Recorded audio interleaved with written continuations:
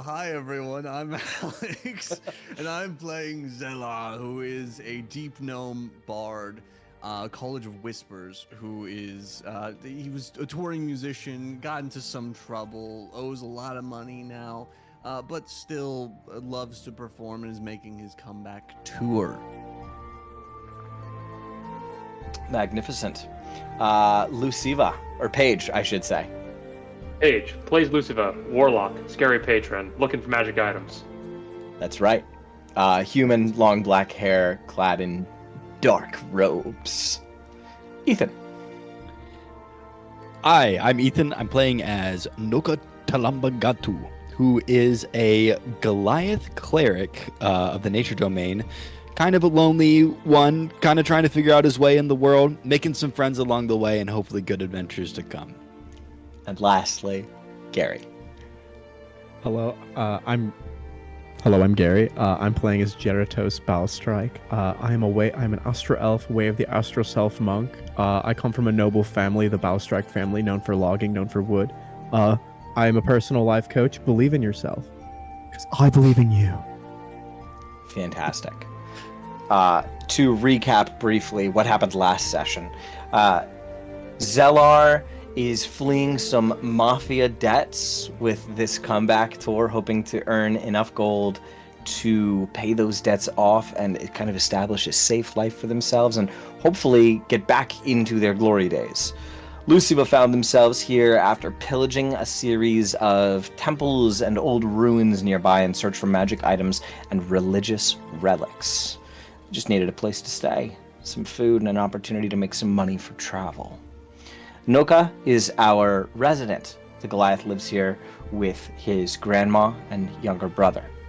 And Geratos is our personal trainer who travels kind of internationally, taking on prolific clientele. The group came together through a series of different necessities, but mostly the need to line their pockets with some extra gold. And they ended up all joining the same vessel and enlisting in the town's annual fishing competition to hopefully earn the 100 gold cash prize. The rules for the fishing competition are as follows. The crews would depart out onto the water. There is no lethal force to be used. Whoever brings back the most fish wins that cash prize. There is, however, one catch, that being the dragon eels in the water. Essentially, the golden snitch of this competition, the captain who catches a dragon eel and brings it back to shore will win the competition. Or I should say, whoever catches the most dragon eels. If you catch one and another captain catches one, well, then you need two. The crew, the party here, had just found themselves in conflict with another crew over exactly that, a dragon eel that had beached itself within the ruins of an old hut. Looked like some kind of branch of a settlement that had existed there long before that had since been abandoned. Celine's crew, Geratos' student, had closed in on this dragon eel at the same time as the party. Two members of Celine's crew dove overboard in an attempt to wrangle the creature. Both of them failed. Noka and Zellar both ended up in the water. Geratos used their magic rope of climbing to attach itself to both their boat and the dragon eel to make it easier to tow and hopefully so that no other crew could take it from them. That is where we will pick up. Geratos had just gone, using their astral transformation to blast Celine's druid over the edge of her vessel, sending them unconscious into the water. So currently, Geratos is standing on the deck of Celine's ship with 4 arms, 2 of them manifested from pure spiritual energy. Zellar had used their pipes of the sewers to summon a swarm of rats that is currently in the process of mauling Celine. The druid is unconscious and 2 of her other crew members are in the water, so that constitutes all 5 for her. We will pick up immediately with Zellar. it is your turn. And Liam, are we on track 3? If not, I would love if we could be. Magnificent. Thank you, my friend. Okay. Alex, you're up. Okay, so does the Dragoneel seem to pose any immediate threat to me? Oh, yes, I must roll initiative for the Dragoneel. Thank you. That sounds like a yes. Very good, very good. The worst Also- yes I could have gotten. Yeah. Also, I wish you could hadn't request. Could I request Nice. the battle map? Should be streamed. Should be streaming, yeah. Is it? Yep. Oh, I'm silly. I apologize. Yeah, it's because We do Liam's goofy. camera's not on, so you can't see it right away unless Yeah. you record it. Yeah. Beautiful. Alright. Liam, if you could zoom in on Zellar over there on the right by the Dragoneel. Magnificent. All right. Alex, this beautiful but frightening creature is in the water in front of you. That's all I get. Okay. Yeah, So- yeah. I mean, it's currently No, fair tied enough. up by the rope That's of fair. climbing. I can make it to their boat. I don't know that I need to make it to their boat. I might just try to get a little distance from the Dragoneel because I can't Okay. really do anything directly to it. Sure. And just swim out. But I do want to stay in in pipes of the sewers range of my rats. All right. Which I think as long as we're in a half mile, we're Gucci. Okay. Oh, Yeah, yeah, half that's mile. right. So I think we're fine. Insane. And so I would like to, as I'm wading through the water, bring up this pan flute and start ripping it again. And you want to swim away from the Dragoneel? It will get an opportunity attack on you. I feel like it's gonna attack regardless. Yeah, I'm gonna take it. Okay. So you swim 15 feet backwards? Yeah, 15. Cool. So I will lock you to this square right here. We'll go 1, 2, 3. 15 feet. Cool. And the dragon eel will... Let's see.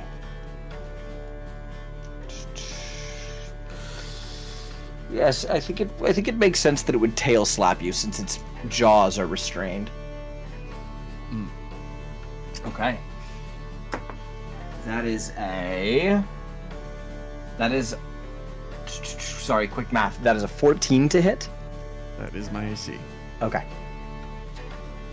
That is going to be...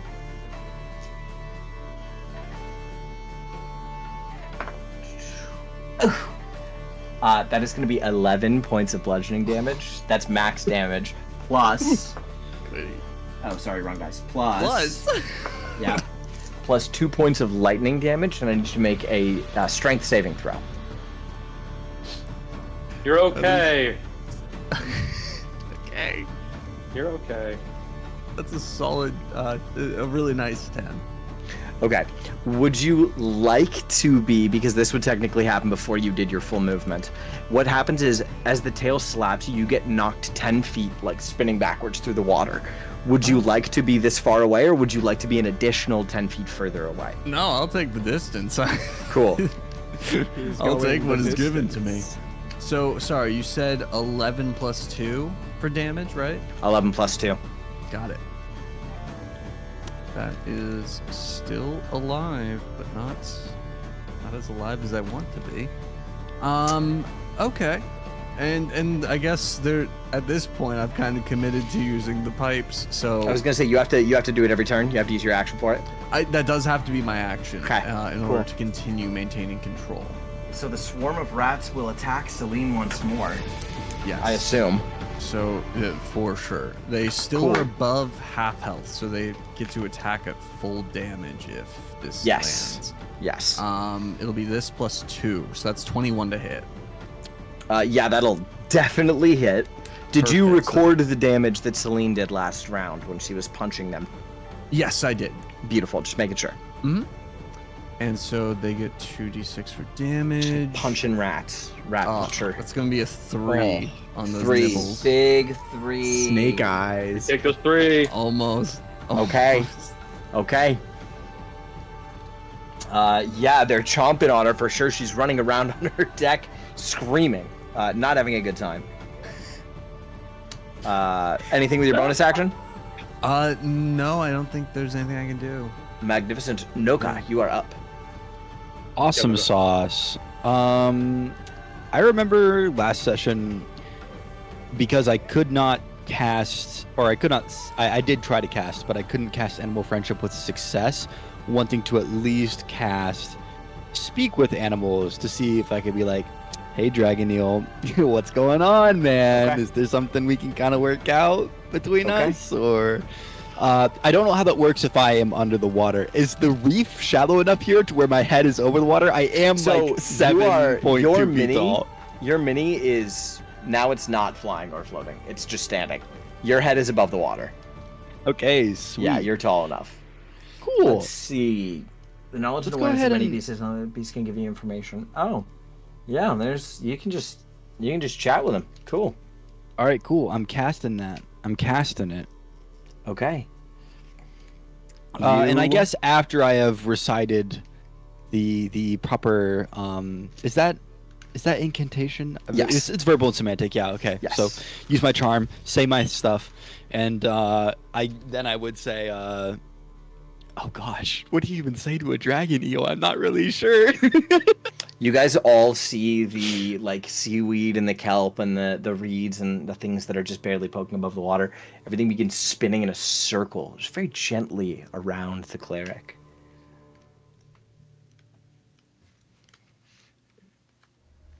Hi, sorry to alarm you, sorry to bother you. I completely ditched the accent on that one. I'm so sorry. I was just trying to think about what I wanted to say and not You're how Noka fine. would say it. So I like Noka to says, imagine.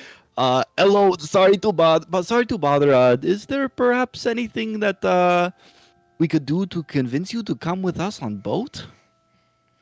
You see the narrow eyes of a predator slit and narrow their focus on you. With a... You know what, dude? Go ahead and just make a persuasion check for me, and we're gonna see what happens. It could be animal handling if that's better for you. That is awesome. Let's see here. Animal handling is Tell going you to what. be slightly better than persuasion for me. Yeah, no, sorry. Go on. Oh my gosh.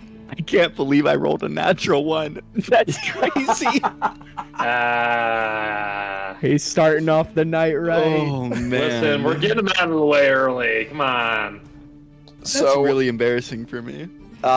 its only reaction to that is to snap its jaws against the restraints in an attempt to break free, which, you know, is not... I don't think it gets a check. I think it's just securely fastened. But its jaws can open just barely, and you hear its incredibly powerful bite snapping down. It does not verbally respond to you. Perhaps you do not want to get on boat? This would be understandable. I might not want to get on the boat either.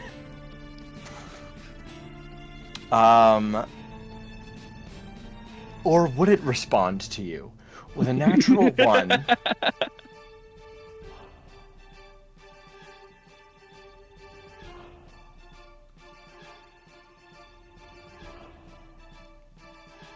Give it a funny accent. Do I'm it. gonna say no. It's just trying to attack Yeah. you. Yeah. It's just trying to It's- attack you. Embracing It's like its it didn't animalistic even hear you. impulses. Okay. Okay. Bonus action, anything? Movement?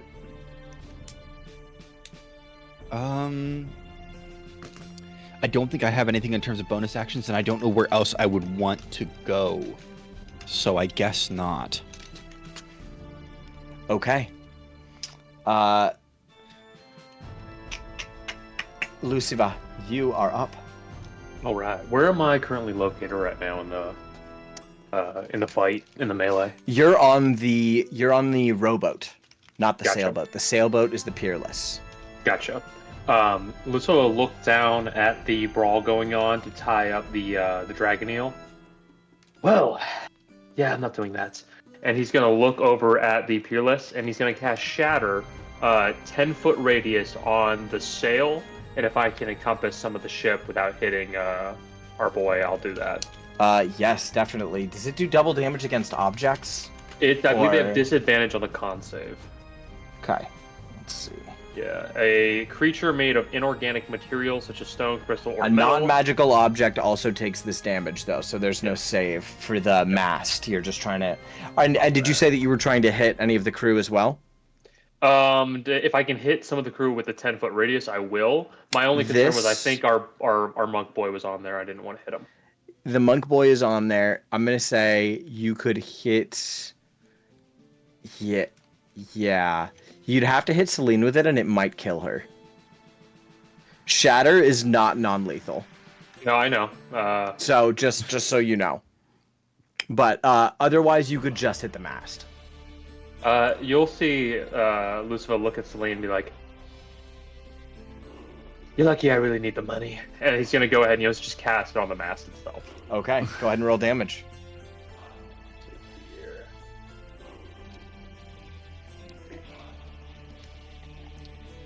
16. 16?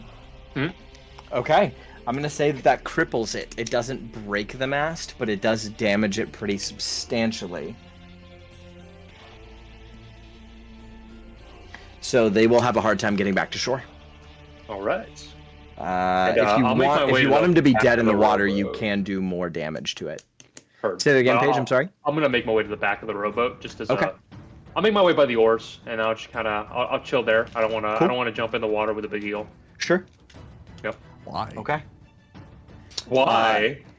as I see our bard just just the wild Skidding across- You scream watched half of my the life force disappear, and then suddenly you're like, I don't want to be there. arm just oh. All right. The dragon eel is going to use its lightning breath. Now, the dragon eel is currently surrounded by water. It's fully submerged, which means that it's not only going to do the damage in a direct line in front of it, it's going to do an area of effect around it in its immediate vicinity as well. Now, the thing is, the damage doesn't stack. So, Ethan, you only have to worry about the larger instance of damage here. The other two schmucks over here are going to take a smaller instance of damage. I need you to make a dexterity saving throw. As you reach out, you attempt to communicate with it. You say, "Can you get on the boat?" You watch its eyes narrow, its jaw barely crack open, and from deep within it, a pale blue begins to glow in the water around it. This is perhaps not good for me. No, I'm gonna go ahead and that's gonna be a 13. That is going to fail. Yeah, that's going to fail. Okay. Let's see.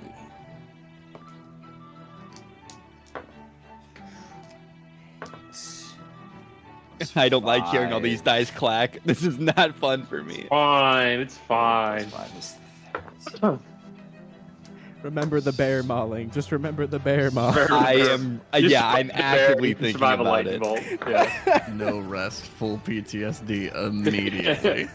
So I didn't roll crazy actually. Okay. It's 19 points of lightning damage. That is almost all of my health.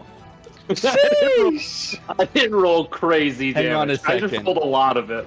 And the Uh, other two so- schmucks take 9.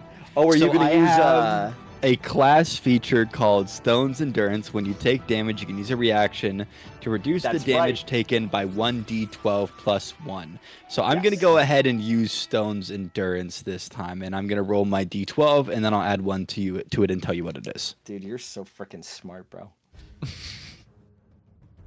I wrote 9-ish, minus. The d12 that I rolled was 12, and I add 1 to it, meaning I negate 13 of the 19 damage, and I only take 6. King.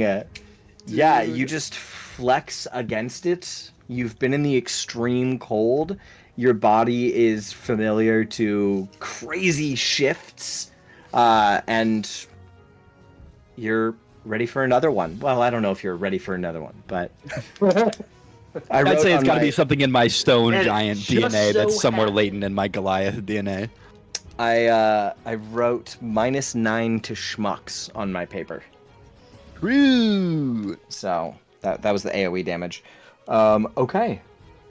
That's going to bring us to the rest of Celine and her crew's turn. Celine's going to punch more rats. She honestly does not have a higher priority than to get the rats off of her. Can rats swim? I think they Rats can definitely swim. Yes. Do it I've a seen quick Google. I've Give seen me a second. Ratatouille. I've personally seen rats swim. They swim. Okay. I'm going to roll an attack and a bonus action attack against your rats, Alex. I'm sure she. Google What's the AI AC? overview It's says 10, that rats are Yeah, it's excellent 10. swimmers. So Both of them hit. So that's Frankly, going to be... Shocked. One. 5 points of damage. I mean, that puts them below half. Let's go! Wait, no, it doesn't. It not by one. By one, it doesn't. Oh. It's 24. They're at 13 right now. No! Dude, the world's strongest rats. I rolled a 1 and a 2 on those damage die. So she killed a couple rats, but the rest are still biting. Can we add to our She gets stream as like a one loading per punch. sidebar? Punching rats. Just Punching as like rats. just punching rats. Okay. Let's see. They tried to undo... They can't undo the rope of climbing, so homeboy number 1's going to try to cut it. What's the AC on the rope of climbing, Gary? Let me check. I got you, da-da-da-da-da. It is Yeah, thank 20 you. with 20 hit points. Yes. Okay. Let's see. Not it. Grants advantage checks. AC, yeah, it has an AC of 20 as well. So Yeah, need to they hit a don't know DC. that, so they're gonna try. They don't know it's a magical rope. Imagine having Um, 6 less AC than a rope. I think they would actually know it's a. Yeah. I feel that. All right. Remember, a three-pronged cord is not easily divided. So first guy misses fully. Second guy is gonna jump on the dragon eel and stab it with a dagger. It was right in front of Whiff, you. miss. They jump, they grab on this. I rolled a 2. They grab on the side of the dragon eel with the dagger in hand. The dagger strikes the scales at an odd angle, slips, and just sinks. So now they are on the dragon eel with no weapon, like so. Okay, so that is all they can do, which is sick.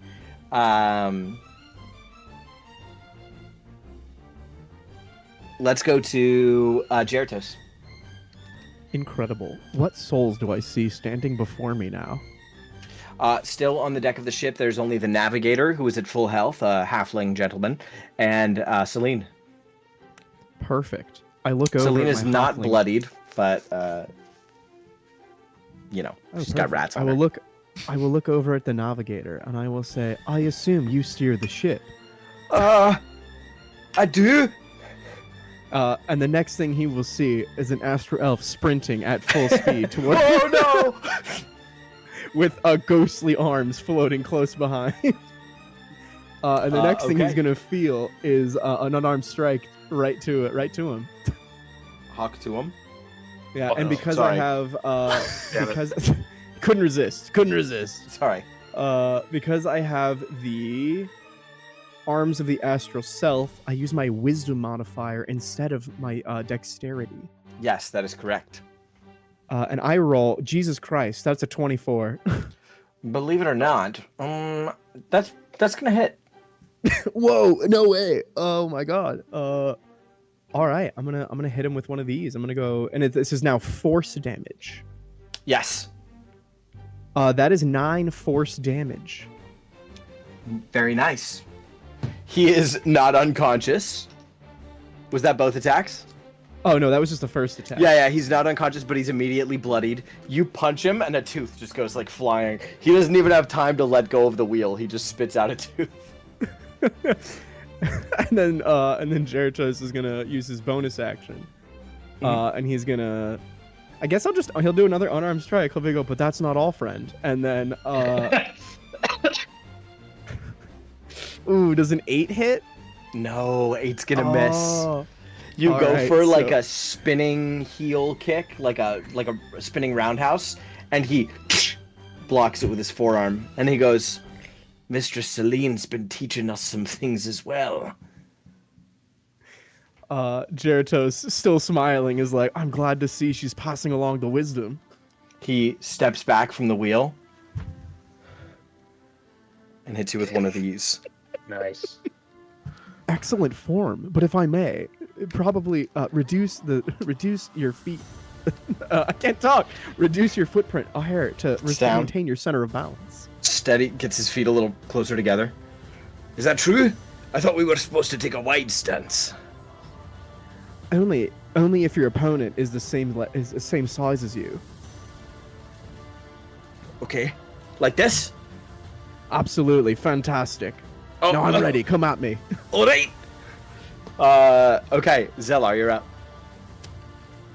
All right. Tragically, I think I just have to let the rats be. Okay. There's no other way. There's no other way. Having seen the, I think that's our best bet. Having seen the shatter go off on the mast, I think I might do a shatter on the mast of my own, Ooh, okay. Yeah. and then just let the rats go about their own whims, whatever that might be. Okay, so Second- you drop second shatter. You drop control on the rats. As you do, the rats all dive off of the ship in various directions and begin swimming away. Not this way, not this way. And I will. I'll see what kind of thunder damage we can do to this thing. That's 8. 8? Okay, on the it's shatter. still... That was 3d8? Yes. Yeah, Okay, the dice are mad at me. It is, unfortunately, still... I believe it was 15, 8. That puts us not quite broken. Not More quite broken. broken It's than it got... was. It's got, let me do math. 15 plus 8 is 23. It's got 7 hit points. All right. Okay. I'll bonus action Bardic Inspiration. Person in need most right now seems to be Noka. So just be like, Noka, you got this. Yes, I am feeling the victory. Is that what you're feeling? And a little bit of very lightning, injured. a little bit of lightning shock as well, but very much victorious. Noka, you are up. All right. So would trying to talk to the creature again be considered an action on my turn, or could I per se do Not other anymore. things? You could now just try to talk to it because you cast Speak with Animals. Look, I am of understanding that this is a difficult situation for all of us to be in. However, I'd like you to consider that perhaps coming on the boat, more peaceful outcome than resisting coming on the boat.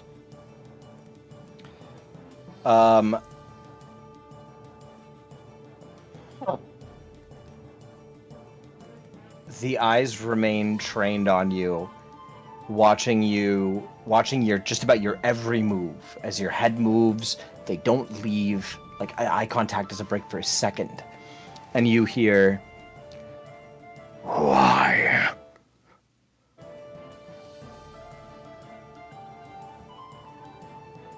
If you come on the boat, we perhaps earn a lot of treasure, and then we can let you go. You will release me.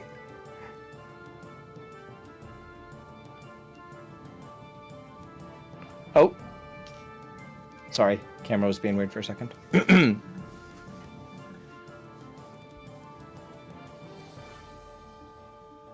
Perhaps not everyone want to release you. Noka want to release you, and Noka's promise is no harm by Noka's hand.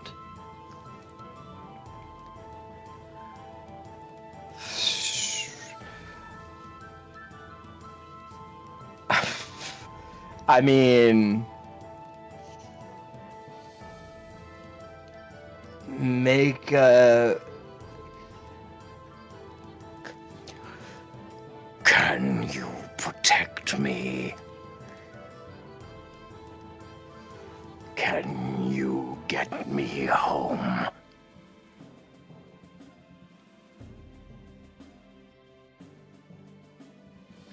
Noka is trained warrior.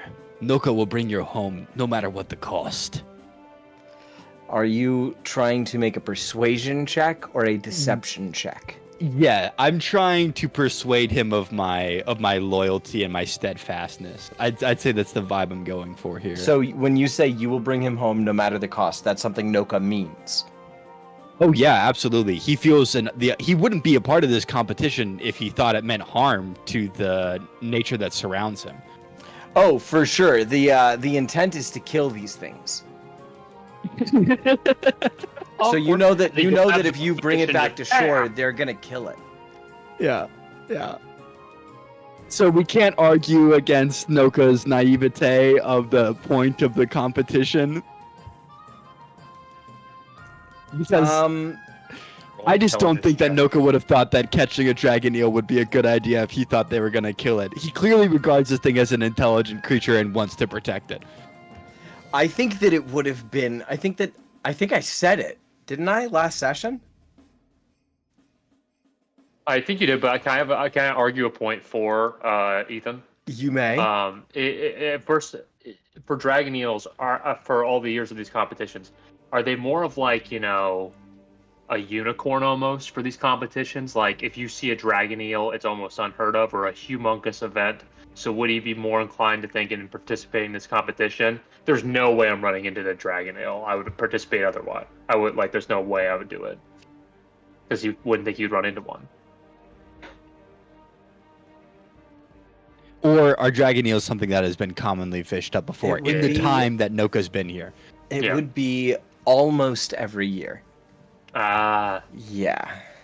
That really weakens my my argument there. I mean, I guess if I say that, then I'm lying, like just straight up. I want to inform you of that because I want to give you a chance to perhaps restructure an argument to something that is truthful, if that is what you so desire. Or you just have to understand that if you want to free this thing, you're gonna have to break the rules of the competition. Or I guess it wouldn't be breaking the rules; you would just be possibly forfeiting the win.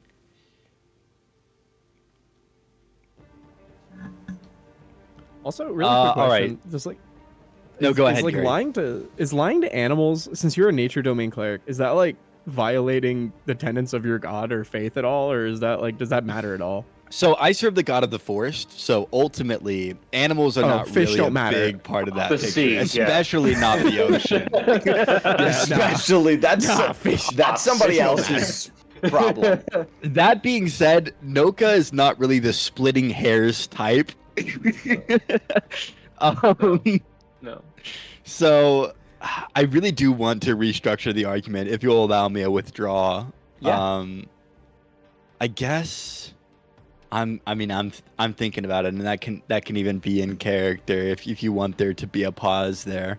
But maybe Noka would say something more along the lines of, look, Noka is providing you with opportunity to return to homeland and perhaps seek justice for things that have occurred.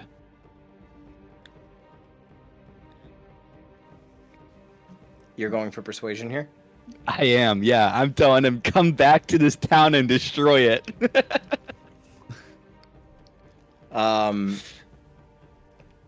Okay, you can do either persuasion or animal handling here. Animal handling's gonna be better for me, Uh-huh. but I guess I'm gonna go ahead and I have to declare using Bardic before rolling. Is that right? It's when you fail a D20 test, you can roll. So you don't have to declare it. Okay, cool.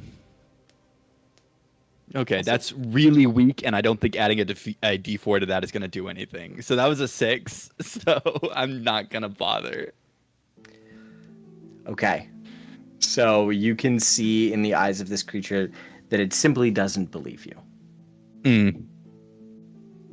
I wouldn't believe me either, to be honest. So Also, can the rest of Alright. us hear Noka's like saying this to this thing? Can we He's hear like him being like, he's communicating with the dragon eel in its own language. okay, so he's not like speaking English and would imagine. Okay, Right. cool. Right. Got it. So Noka, what do you want to do?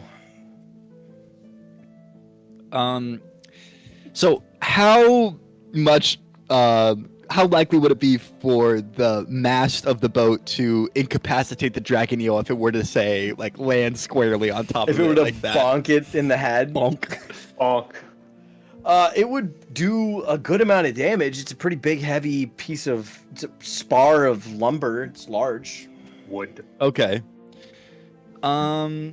So Noka clambers up onto the side of the vessel and lines himself up sternly with the mast and wants to do a guiding strike on it as hard as he possibly can to try to angle it in the direction to where it's going to smash the dragon eel. Okay, so you. Oh, I think because it's a creature, it won't. Yeah. Anyway, Cool. you are on the vessel. Right. I'm gonna put you there. Here, I got this. There you go. You are almost the size of the ship. It's crazy. The boat like sinks a lot when you get on. Okay, so go ahead and. I'm not make- going to actually roll it as an unarmed strike. It's going to be a primal savagery. Sure. But my roll to hit will be. Do I have to roll to hit a mast? Yeah, it's got an AC. Whoa. Cool. So I rolled a 22 to hit. Yeah, that's gonna hit. All right, cool. And then we'll do a little bit of damage. And that's gonna be an 8. That is one more than you needed. So as you lash out, your hand turns into these enormous beast claws, and you just slash this like lumberjack's kind of cut into the mast at an angle. You spin And then can we say I around it. kick it down? Yeah. Yeah, you spin around it and kick it, and it folds over on the cut and bonks the dragon eel squarely in the head. I'm gonna say it also bonks the dude who's currently on the dragon eel. So I'm gonna give it Please 4 don't kill him. D8s. Please don't kill him. Please don't kill him. It's technically their boat, so it's not our fault. I didn't see anything. It's just an accident. Hey, If anything, we listen. disqualify Oh them. shit! Hey, listen. If it kills them, we just have to kill everyone here. No witnesses, okay?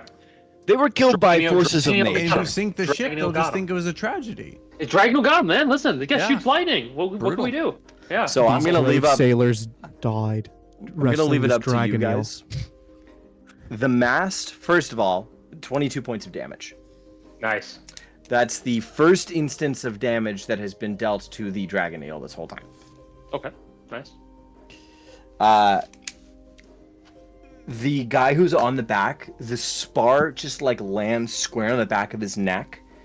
Unconscious, not dead, but he does slip into the water under the dragon eel. So if somebody doesn't help him, he will die. How much of my movement have I used? None. No, just kidding. You got up on the ship. Yeah, I that scrambled would just onto be the like ship. 5 feet. Okay, you were cool. right next to it. Noka is going to heroically leap forward and dive off the bow and go to scoop the guy from underneath the dragon. Sick. Noko. Splash. Okay. And you grab this jit. Nice. We're embracing. You're embracing.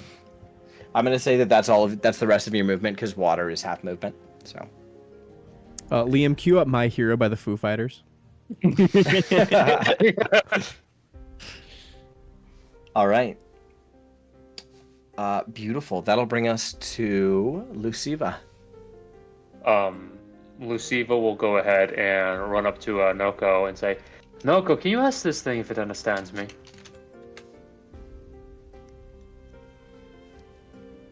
Noko. Talking is a free action, I believe.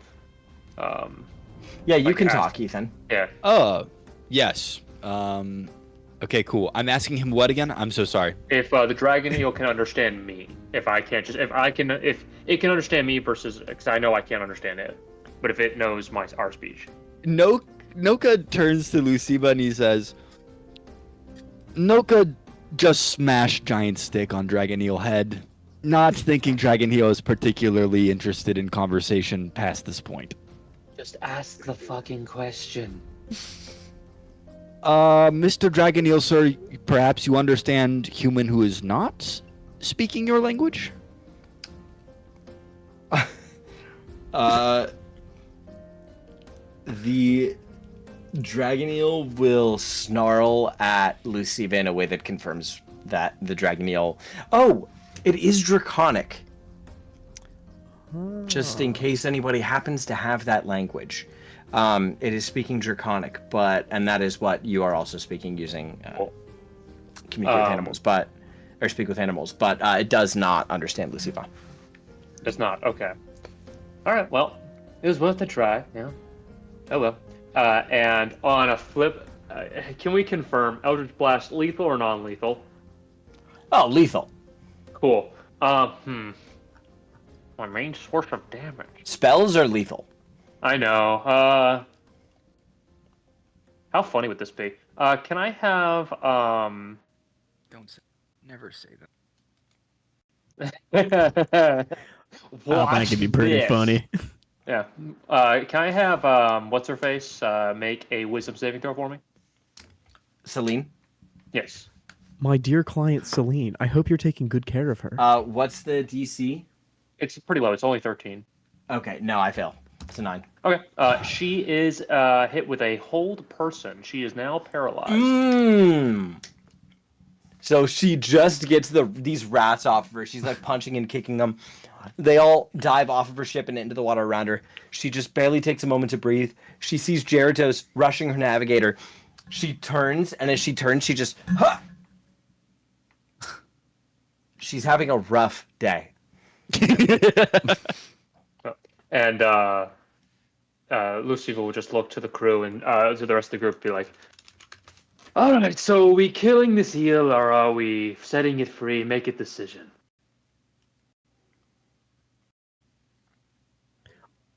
I say, eel for dinner sounds lovely tonight.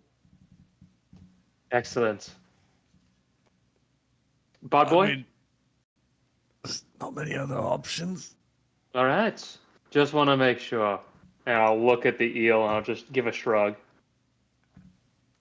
And I'll be returned. Okay. What was your action? A whole person. Oh, duh. Okay. Liam, are you there? If so, the music is...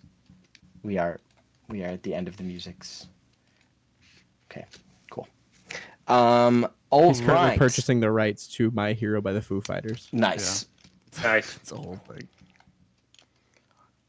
Let's see. Thank you, Liam.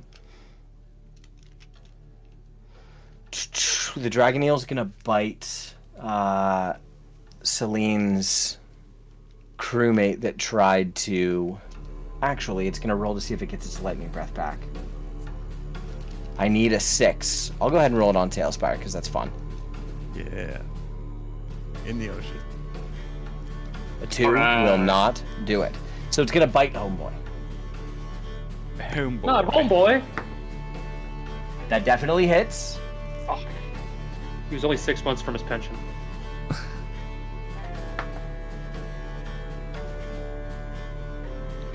Homeboy is the guy in my arms, Is- correct? No, it's the other guy. 8 Sweet. plus 8, 16. Oh, and let's make a con save. Succeeds! Not poisoned. Huge. Incredibly hurt though. This dude right here, 2 hit points. 2 hit points. Spicy. As the dragon eel twists violently, its jaws open and lock down around his midsection. All right. Celine is paralyzed. I'm going to make a wisdom saving throw for her. That's a 2. That's a fail. This guy right here is just going to swim away. He's gonna, I guess he's gonna risk an opportunity attack. Yeah, he's panicked. He's bleeding badly. He's gonna risk an opportunity attack.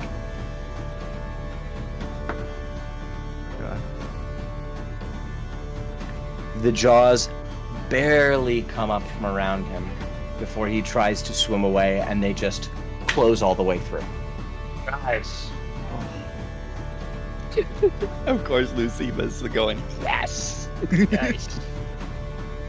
Let's As see. unconscious. The navigator. Oh, he's dead.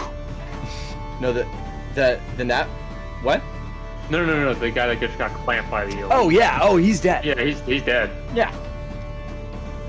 The navigator squares up with Geratos. They're gonna do they're gonna copy what you did and do a spinning roundhouse. Well, that's an 18 to hit. Yeah, I think that hits. Yeah. He comes. The little halfling springs up off the wheel, comes flying up through the air at you. It's only gonna be 5 points of bludgeoning damage as the kick lands. Okay, can I do something funny? Yeah. Okay, can I use my reaction to deflect attack? Deflect attack or deflect missiles? Deflect attack. When an attack rolls, it includes bludgeoning, piercing, or slashing damage, and it hits me, I can reduce the attack's total damage by 1d10 plus 6. Yeah, definitely. Definitely. Hell yeah. I'm gonna go ahead and roll for that. That is 11, so that completely nullifies it. Yeah. So what? And You then just wanna... additional question. How close is Celine to us currently? Like in Selena's like 10 feet away from you. 10 feet. Okay, she's too far. Okay, so yeah, so I mean, how many focus points do I have right now? No, I won't do it. I'll just deflect the attack. So, Okay. yeah. Okay. Yeah, I see. Do 10 plus 6. Okay, I see. Okay. All right. So perfect. You just fully block the spinning roundhouse. Yeah. Okay. Cool. Celine is paralyzed. That guy's dead. That guy's unconscious. I'm gonna make a death save.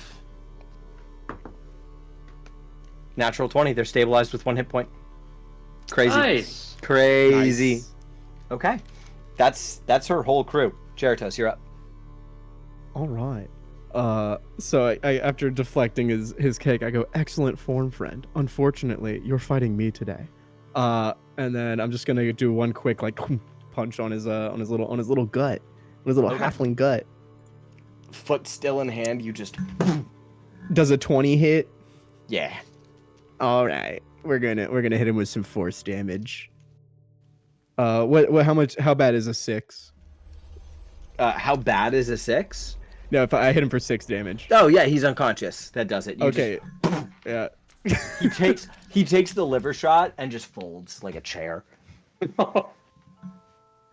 Perfect. So then Geratos just kind of turns over and looks at Celine and goes, "And now we are alone."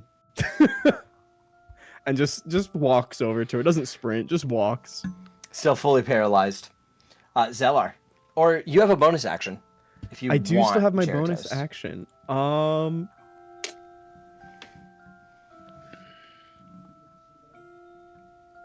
I think I will do nothing for my bonus action. I think I will just Word up. walk up.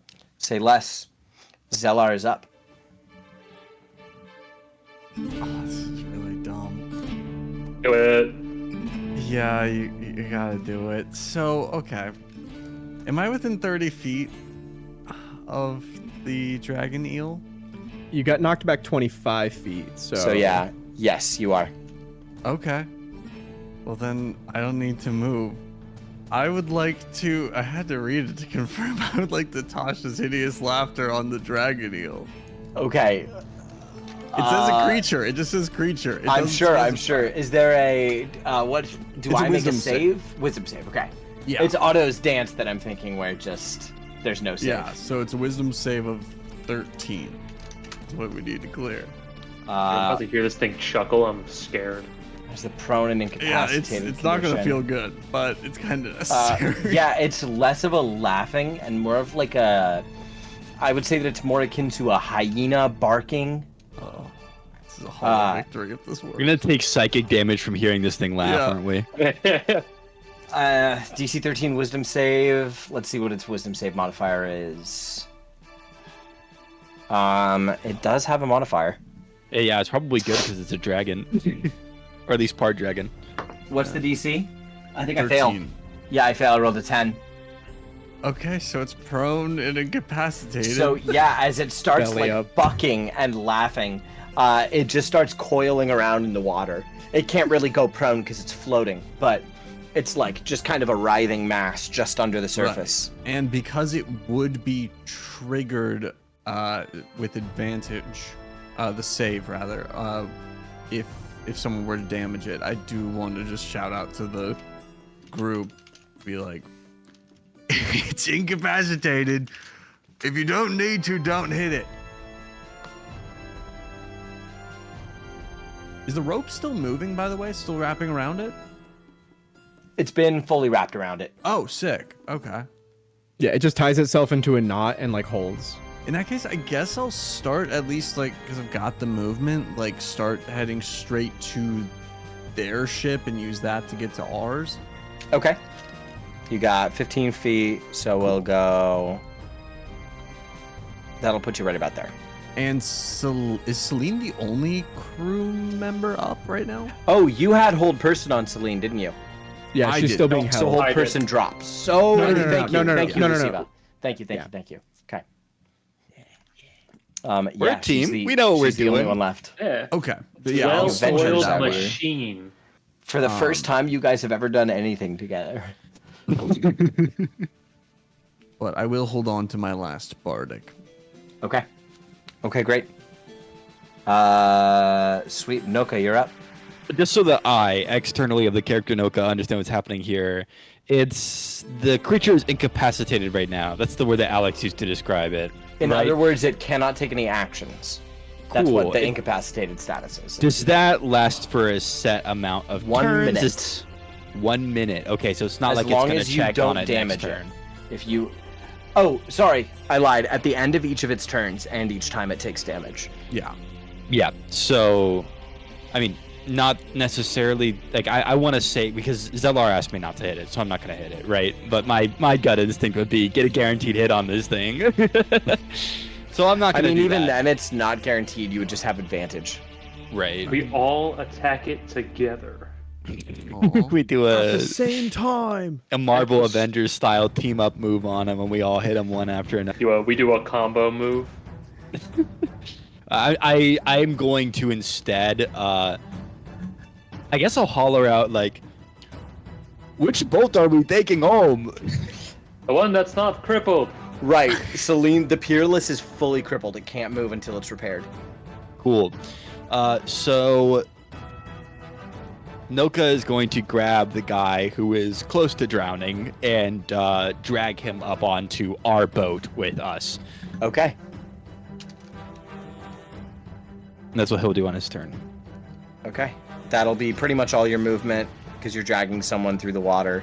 But I'll say you can get them. You can get both of you up there. And not and- as an action. Can I just quickly do a skill check real fast? I want to do a medicine skill check just to confirm his vitals and that he Yeah, didn't definitely. breathe in any water or anything like that. Definitely. 4 + 4 is 8. 8. If he did breathe up any water, he's currently coughing it out because he did just roll a natural 20 on the death save. Sweet. The spar probably gave him some kind of lasting bodily damage, but he's not immediately paralyzed or anything like that.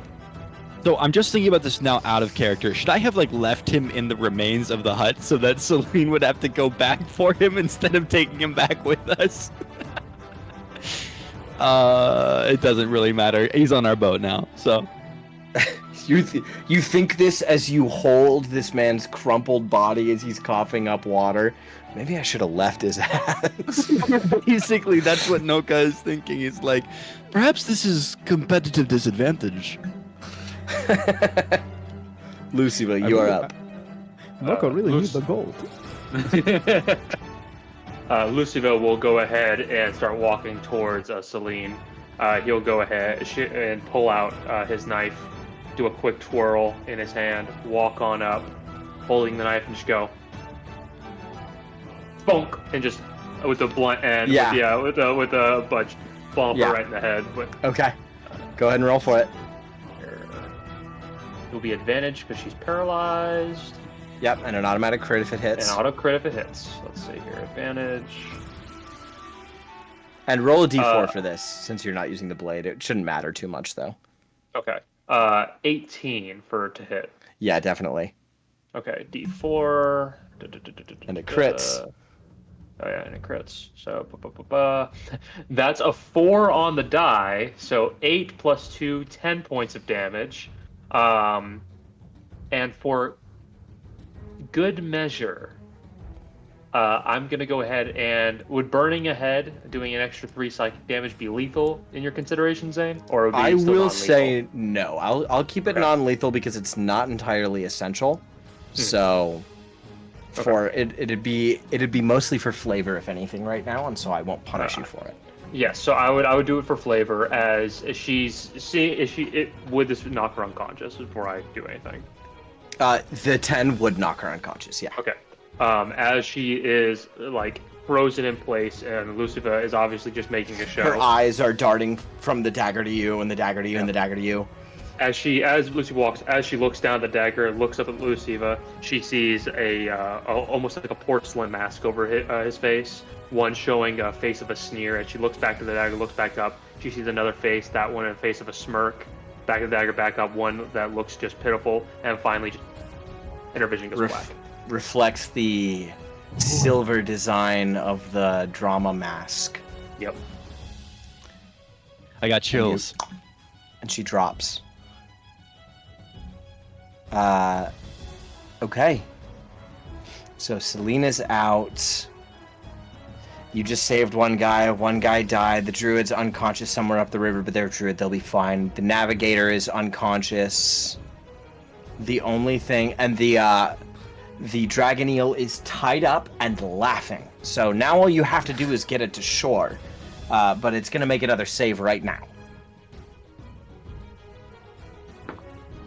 That's a natural one, so does not save. Oh. Okay. We are gonna do our pee break right now, since combat technically just ended for the time being until I eventually inevitably make this wisdom save. So let's take 90 seconds and reconvene.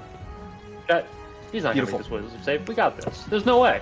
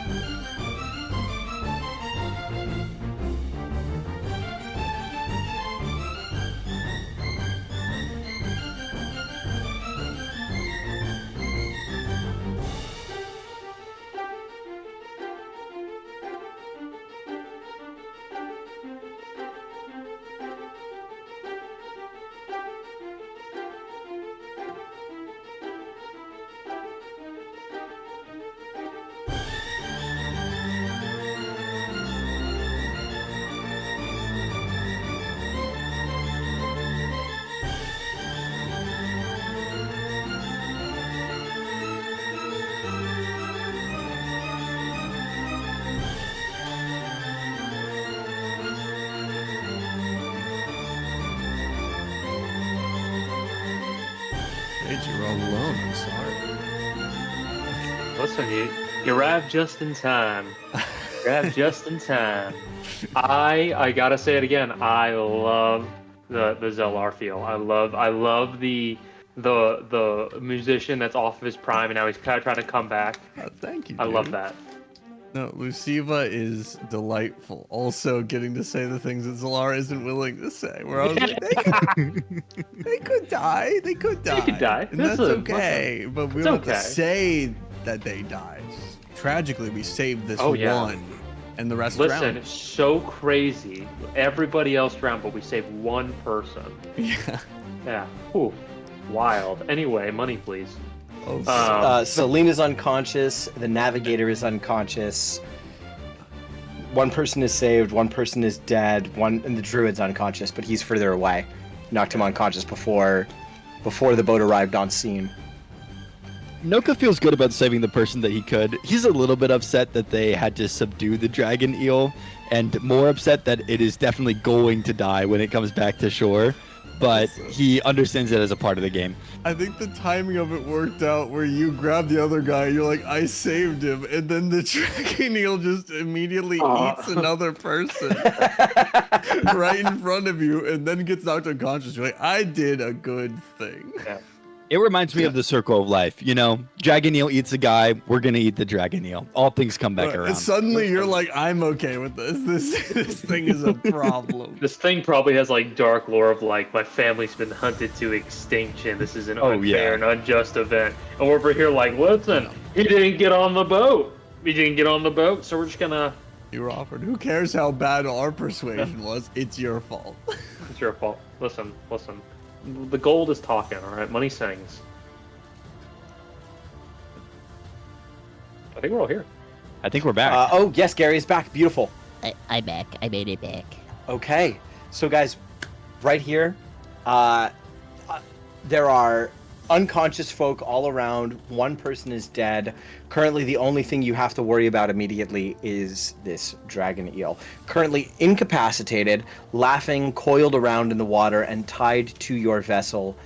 I just failed another save. You have 9 more saves Okay. until the spell ends. That is I- 1 I- minute. That is not enough time to get it back to shore. Just Beat to the be punch. clear. Okay. I say we all attack this thing at once while it's incapacitated. We go ahead and we do it. We get it done. Yeah, are we able to all just like hold So- action for a simultaneous attack, or how does that work? Typically, yes, and it would take all your reactions, but I'll give you this. You guys all go in initiative before the dragon eel. So here's what you could do. You got 2 options. You could use your reactions to make an attack. You make it with advantage because the dragon eel is incapacitated. Everybody could make it with advantage. Technically, that's not rules as written, but I'll allow it. Or you could save your reactions and do it the typical way. I think we all attack it at once. I think we Yeah. just that way because I'm Yeah. just afraid we're all gonna attack it. It's gonna get it saved, and then we're screwed. And we're like, well, Okay. Yeah. You guys approach it as it's laughing.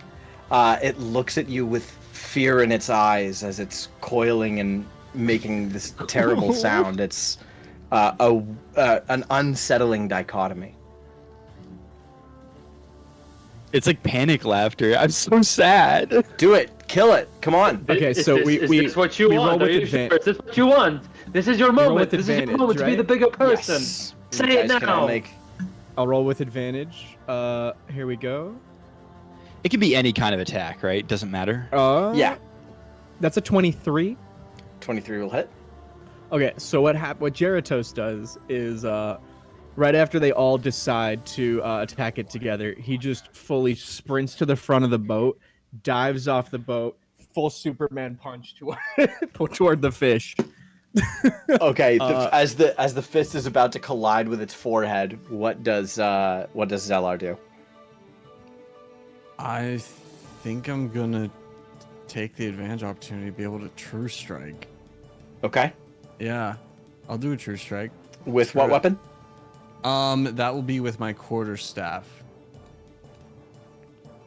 We have a spam comment in chat. I would love if we could remove that. You said with your quarterstaff? Okay. As Yes, sir. you hum, you just like pick a resonant note, and your staff begins to vibrate at the same frequency and glow ever so slightly. Right, and so, mhm. but that's not with the advantage yet. So that will be, and it's actually because of True Strike, it'll be a +5. So that's a 24 to hit. A 24 will definitely hit. Go ahead and roll damage as well. All right, and I will burn my last bardic and use Psychic Blades as well. So it will do Okay. an extra 2d6 of damage. Yes. on Okay. this thing. But and this will be it'll say -1, but it will be with +3 because of True Strike. Gary, if you want to roll damage for your punch as well. So that'll be 9 Okay. And I did 5. plus Okay. 10, so 19 total for me. Sheesh. Okay. 5. What does Luciva do? Luciva will go ahead and once again fire fire a Eldritch Blast at it. That was Okay. a 21 to hit. Yep. I'll roll damage. Booey. Alright, that is going to be, not bad.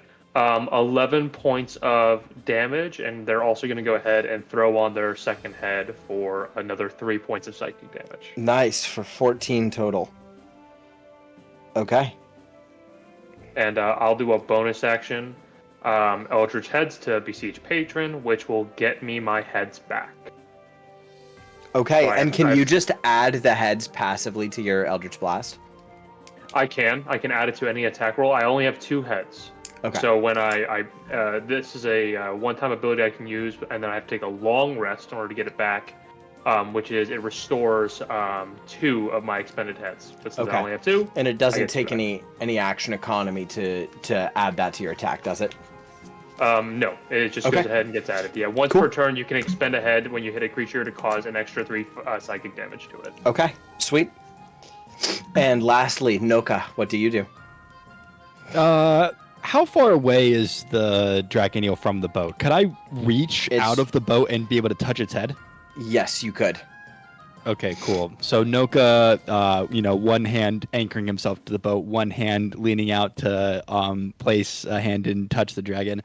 I'm gonna upcast Inflict Wounds and try to do my signature move here, where I just slowly shut down its organs and give it a peaceful death. Me after drinking a Dr. Pepper. Okay. All right. So the attack roll on that, it's with advantage, right? Yes. The first roll was 13, second roll was 10. So 13's probably not going to hit it, is it? A 13 misses. Yeah. A So 13 misses. unfortunately, not reaching out to Maliki in the way that matters. Maliki's like, this is not really my domain here, so can't really help you out. And Noko finds himself wanting, hurting in his heart a little bit, knowing what's happening to this creature, and just steps back into the boat. Just imagine your god being like, ew, a fish? It's As a scary No one Noka- can help you kill this thing. No way. As Noka leans back into the rowboat, you see Geratos comes flying in with a Superman punch to its forehead. Zellar swings in with a quarterstaff, also bonking it on the head. And Luciva blasts it in the side with an Eldritch Blast. Luciva, I always love asking this question. What does your Eldritch Blast look like? It should be different for every warlock. Yes. So, what you see for Luciva's Eldritch Blast is right on like where their neck is, where the head meets the neck and the neck meets the shoulder. You see almost like a break in reality, like a shattering of glass, real quick. And as it just condenses into a ball with the pieces of reality just kind of following around it, and it flies forward directly towards the creature. And then once it leaves, you see almost like the glass reforms back into an image, and it's like nothing was ever there. Sick. Okay. As everybody blasts this Dragoneel, it is definitely badly wounded, but it is not dead. So I'm going to make 3 wisdom saves at advantage. I forgot to ask, do I get... I know we did the whole like attack at So the the same answer is time. no, you don't get a bonus action attack. Heard. Actually,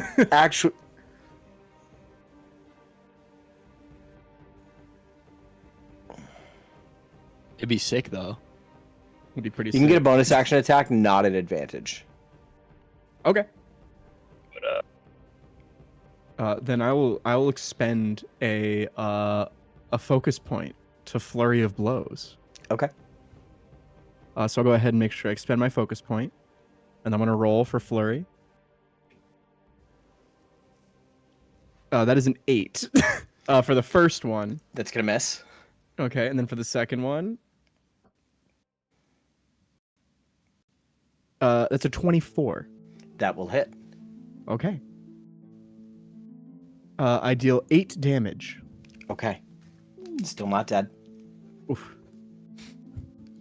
Like really close. It's bleeding into the water.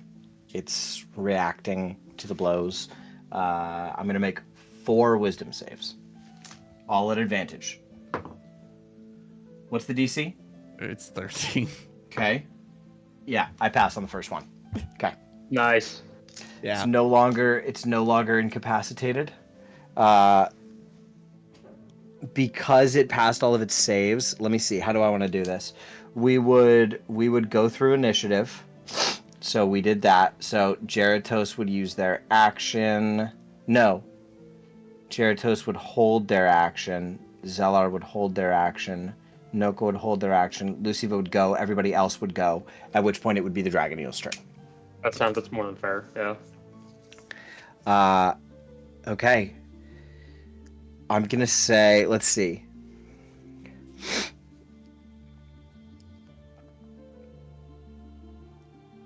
Dragon Eel's gonna try to blast Luciva with lightning. And because everybody else is within 5 feet, I need a dexterity saving throw from everybody. Heard.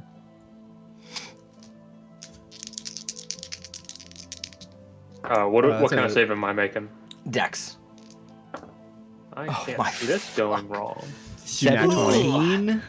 What is the save? I rolled a what's the 16. save? 16 passes. I got Okay. 17. 17 passes. 16 passes. And then it was 17 for me, and it was what for you, Alex? 16. Okay, so everybody saves.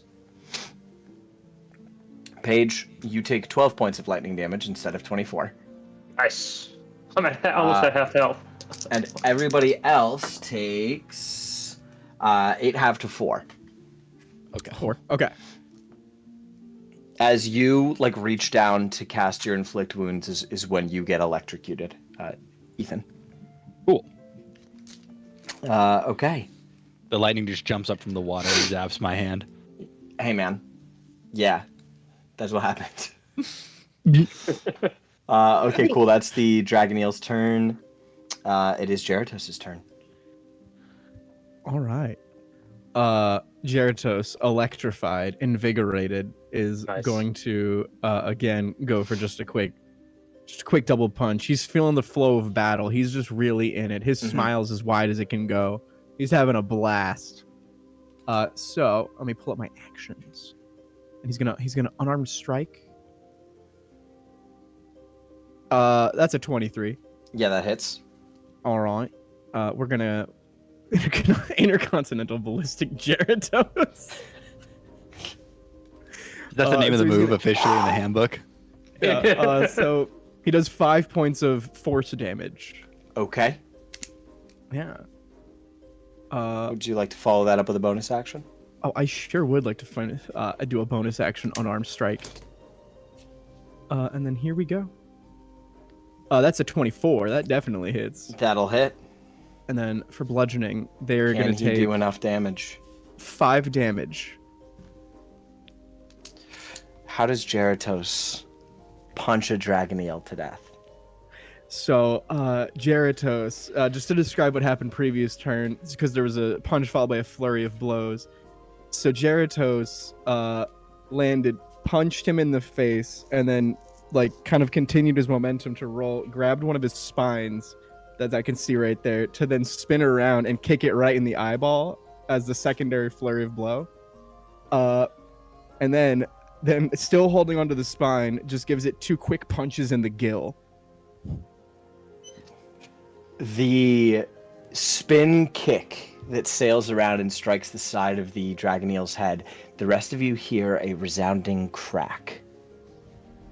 At which point the 2 strikes to the gills just cause the body to roll and the kind of center mass to just drift towards the boat, as the rope of climbing is now the only thing that is moving the creature. There's blood in the water. All right, friends, we did it. We won the day. This is That was incredible. nice. That was fun. We had a good time. Zelar is just panting and bloody as hell. Does anyone have any healing? Please. Looks at cleric. Noka can perhaps mend your wounds. Please. All right, and quickly, I guess I'll do a quick cast of cure wounds. Let's see here. That is what it's called, right? Yep. Sweet. I'll upcast it just because I have the slot, so why not? And that's going to be 2d8 plus 2 healing for Zelar. Let me roll that real fast. It's going to total in 9 HP. I was sitting at a pretty 4, and when I was at 8 and heard 8 halved to 4, I almost had a heart attack. I was like, not like this. Not here. Jeratos, upon hearing you yell up for healing, he swims over to the boat, pulls himself up, and just walks over, and he pulls out a bear skewer from earlier from his pack, and just hands it to you. And he goes, "There you go. You need some protein, brother. Take it in." So I'm gonna remove the bear skewer from my inventory. You take and Zelar. Do you take the bear skewer, Zelar?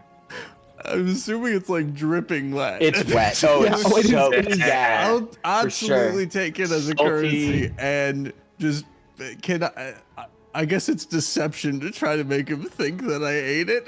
I would also allow performance if that's better for you as a bard. They're the same for I'll deception because that Okay. seems Okay, is more that against my fair. wisdom? I'll allow, yeah, against your perception. Well, that depends on what move he pulls here. So Okay. I take it and I'm just like, oh, thank you so much. This looked absolutely delicious. And at first I try to wipe it off a little bit, realize it's just way too soggy, and I'm just like, delicious. And I'm just like picking off pieces and trying to chuck them in the direction that you can't see. Yeah, go ahead and make a perception check, Jeratos. What did you roll for deception? My Alex? deception was 15. Okay. That equals my passive perception. So let me roll perception here. That's the 10. So no. Okay, yeah. He's really loving that bear skewer. Give me 1 second to see if Noka knows whether or not Zelar is eating his bear skewer. I have to. I will also roll because I just want to see what happens. I like to imagine You know the what? only person- Noka got a nat 20 and watches as Zelar throws little chunks of his bear skewer that he worked hard to make over. I got a What 16. I'm imagining is my back is only turned to Jeratos, Yeah, and then yeah. just fully profile, you just see me throwing meat into the water. You're just staring at you, just Jeratos is just like nodding, Don't like Yeah, Can Noka, you're anyone- rowing the boat, just watching.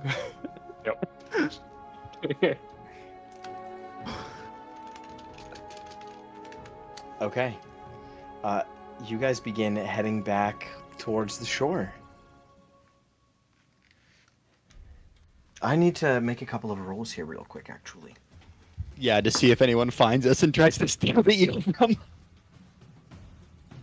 as we're rowing. I'll go ahead and I'll burn the charge from my rod, and I'll go ahead and I'll regain some spell slots, Nice. or a spell slot, I should say. and then I think Okay. I Got don't it. like how many dice that was. That was Oh, got really it. unnerving. A lot of checks. what's he checking for? All right. What is he doing? You guys sail past a number of vessels that are still hauling in fish.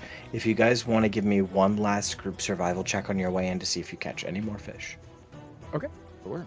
Survival. We're good at these. I got a That's 22. another natural 20. Whoa. I had a big old 12. Yeah, Good thing we brought this you guy made- with us. What did Lucifer get? Whoa. Ah, okay, that's all right. That's a natural 20 and a 22 that I see over there.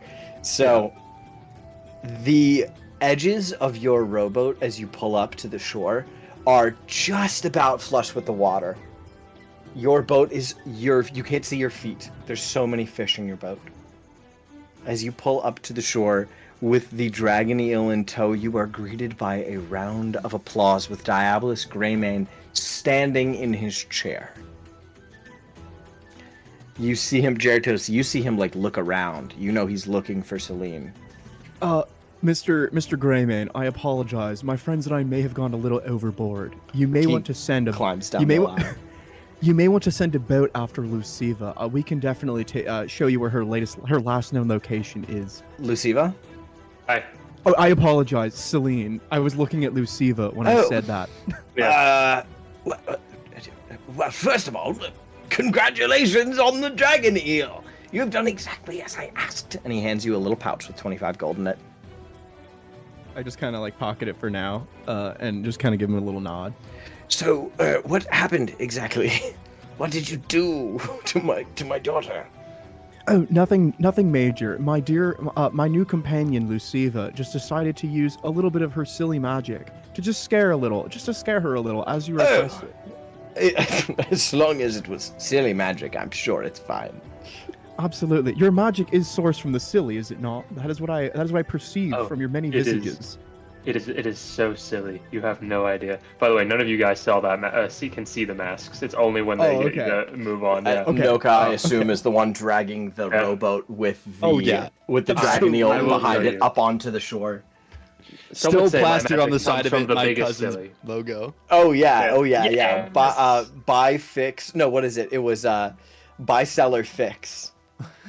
Yeah. Oh, Yeah. really quick Marcus before I General forget to Goods. do this, It's Jeratos like George just kind of goes. Washington. Go. Sorry, I was gonna say Jeratos just kind of like reaches his hand and goes, "Oh, by the way, rope, heel." And then you just see the rope like uncoil from around the now beached dragon eel and the now beached boat, and just slurps itself back up like spaghetti and wraps itself up, and he just tucks it back into his pack. Let me see. I like it. It's like Washington crossing the Delaware, but it's just us in a boat with a dragon eel. Just like There is an elven woman standing kind of towards the edge of the beach who brings you guys a tray of beer. Ooh, As bitter you look around, you realize that you guys are late to the party. Almost all of the spectators on the shore have been provided with some kind of beverage. And Diabolus lifts his and he goes, "The competition is not over yet, but here's to our first dragon eel catch of the afternoon!" And everybody raises their mugs. There's a big cheer. Everybody is happy that one more disgusting pest has been removed from their waterways. I like the way the DM said that. Makes me feel good about what we did. Yeah, I feel like he did a good thing here, guys. We did a As good the thing here. as the afternoon goes on, the Peerless is retrieved. Celine is brought back. She is looking worse for wear. Diabolus sees the state she's in, looks at you, Jeratos, and goes,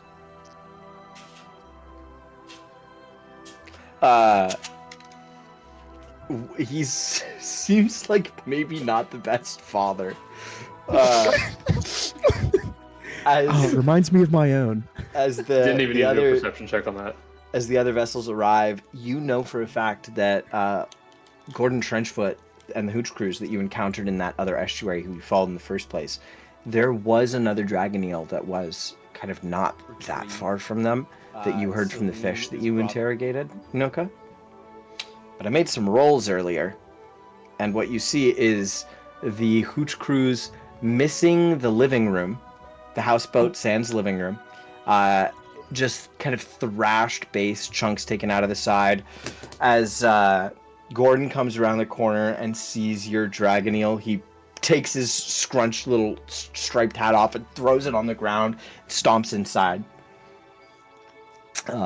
You hear him muttering curses in halfling under his breath. But as the afternoon proceeds,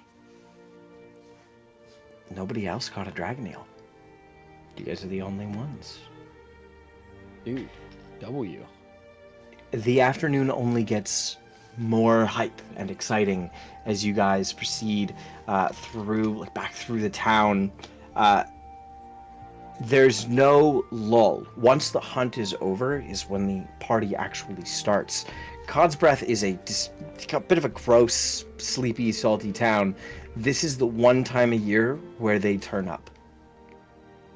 You guys find yourselves in a bar, I assume, before not too long, unless you guys want to do anything in particular in town. I just need to collect my pay that I'm owed for actually winning the competition.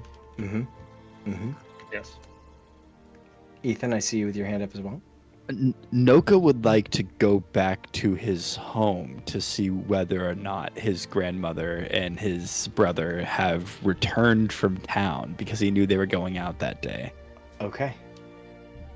Oh, also, he's got to take the boat back to his cousin. Of and convey course. Yeah, very true. Of course. Do you guys go with Noka? I'll go with. I technically have a performance to get ready for this evening. Yes, you do. Right. I thought you were performing in the morning. I'm performing And both. in the evening. It's 25 doing and both. 15. Heard. Okay. Okay, so Zellar is practicing his vocal runs. Geratos is on the beach collecting the winnings from Diabolus as he hands you a pouch with 100 gold pieces in it. Excellent. Thank you so much for this opportunity, Diabolus. And I You- do hope that Celine really takes to heart the important lessons that she learned today. She will. Whenever she loses, she takes it particularly hard, so I think we did something good here today. I must ask, do you often put artificial adversarials in her path as her father, or do you wait for things naturally to develop? No, I put things in her path all the time. It's the only way to ensure that she grows up stronger than the rest. If we wait for challenge to arrive, we might not be prepared when it does.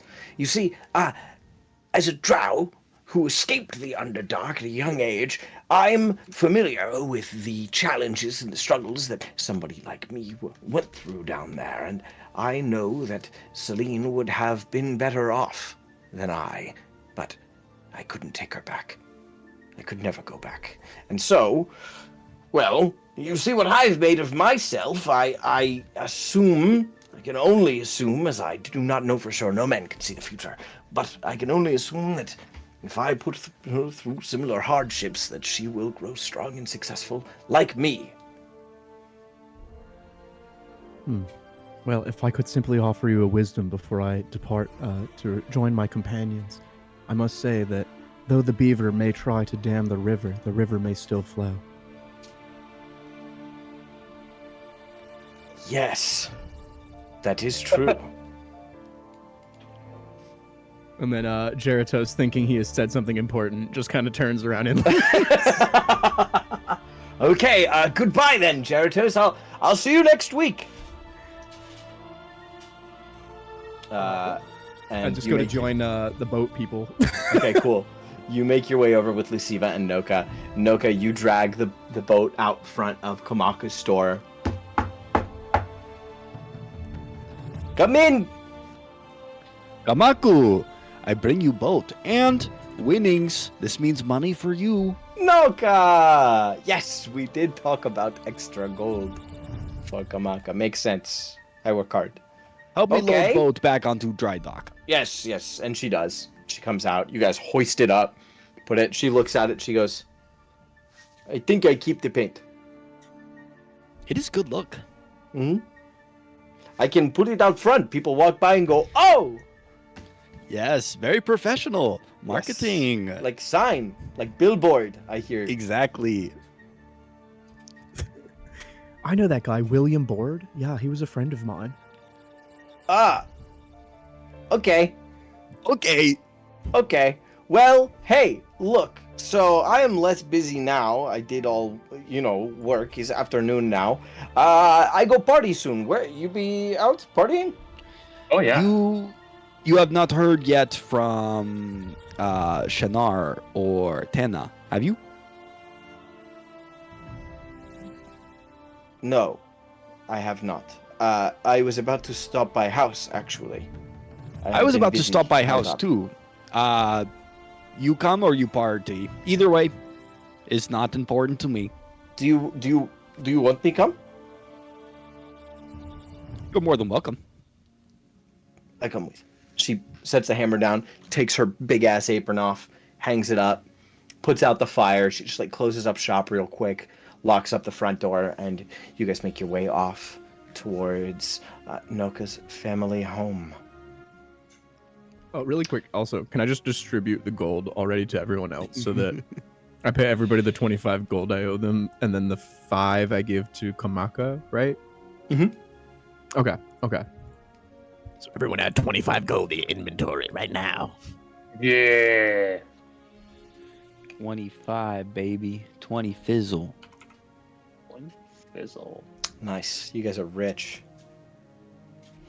You arrive. You head towards Noka's family house, which is away from the town square. It's kind of off the beaten path towards the edge. The sounds of the crowds grow fainter as you approach the edge of town. And you see Noka, the house from the outside looks dark. Tena! You bring Shanar home, right? As I'm walking up to the front door, and I'm not even gonna knock. I'm just gonna let myself in. You open the door. The interior is dark, unmoved. Make a perception check. Percepciones. Computer says 15. 15, okay.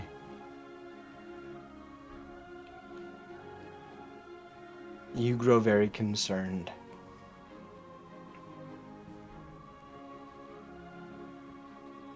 And then you hear a rustling upstairs, a shuffling of feet. Tena, what are you doing upstairs? Come down. There's a pause, a bit more shuffling of feet, and no vocal response. Hang on a second. Give me a second to look through my character sheet. You said it's dark in here, right? Yeah. Cool. Just as a cantrip, I'm going to go ahead and cast light. Okay. So I can get a little better view on things. Yeah, it brightly illuminates the room around you. The fireplace still holds burnt logs from this morning. Otherwise, I mean, things seem pretty much unmoved. Gosh, I wish I had the foresight to have detect good and evil or something like that on my cantrip list. I just didn't think about it at all. I'll look at you and just go, do you want to go check it out? I do not know what has been brought or arrived at my home, but rest assured, we will cast it out if it does not belong. And then we march towards the stairs. Stud. Okay. You take sturdy, cautious steps. The wood creaks underfoot. The second floor is small. Small hallway with only 2 branching rooms. There is a bathroom and closet on the right, and help. Tena, sorry. And Tena's room on the left. The door to Tenna's room is closed. That's where you heard the shuffling of feet.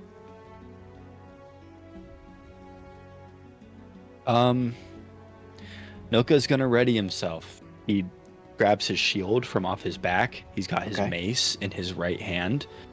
And he looks towards Luciva. And is Geratos, he walked with us here, I'm assuming? Yeah, he's there. He's there. And he looks, if Luciva's on his right, he looks to Geratos on his left and he says, "You are ready, yes?" Geratos kind of pulls out a spear, just give it a quick spin and like is now holding is now equipped with his spear and goes, "I'm ready. I'm with you, brother."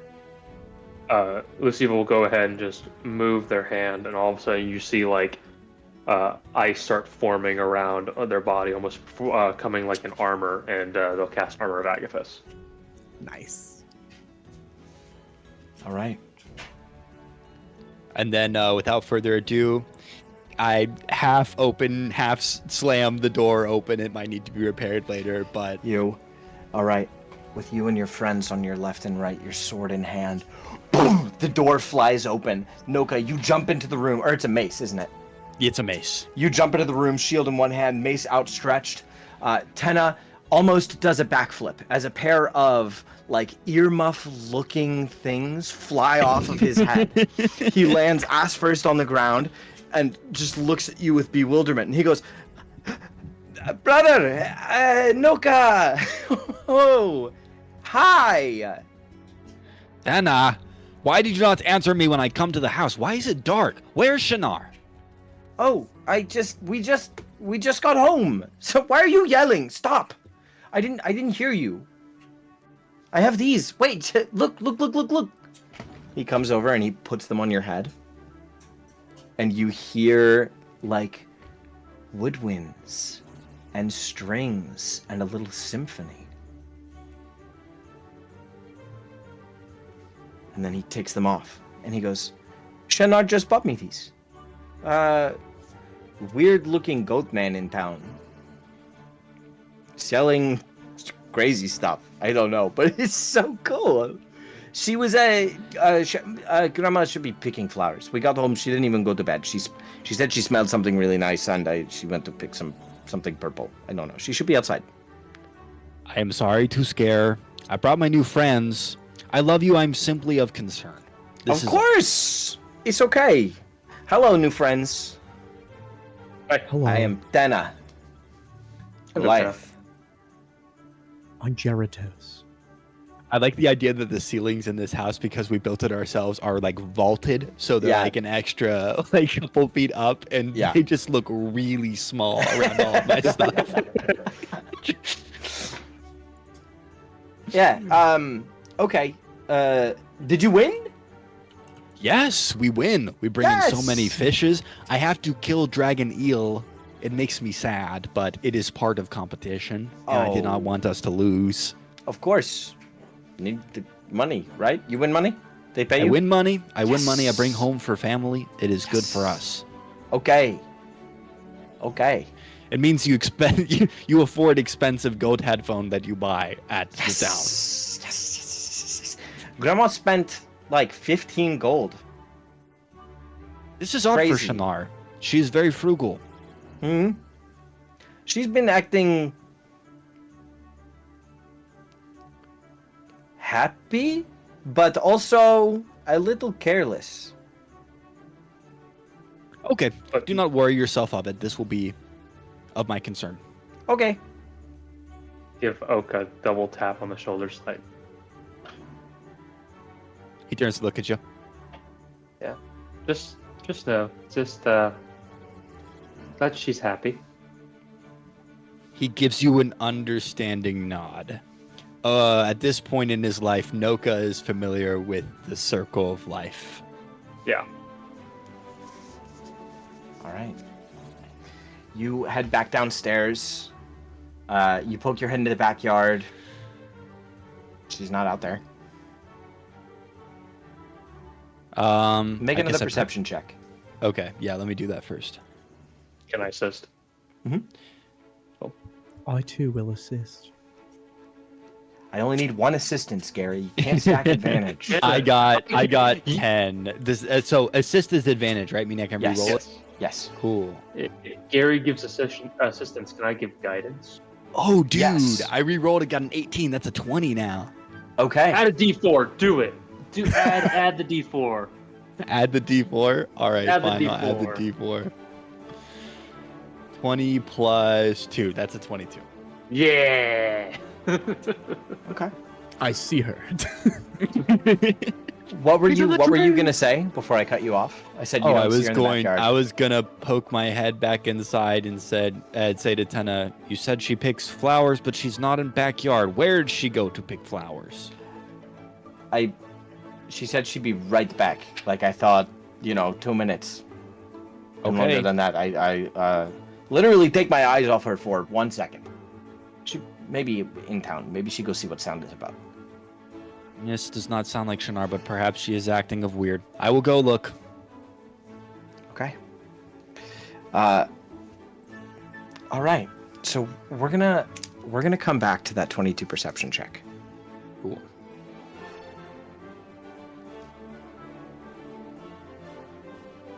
No, sorry, 1 sec. Writing it down.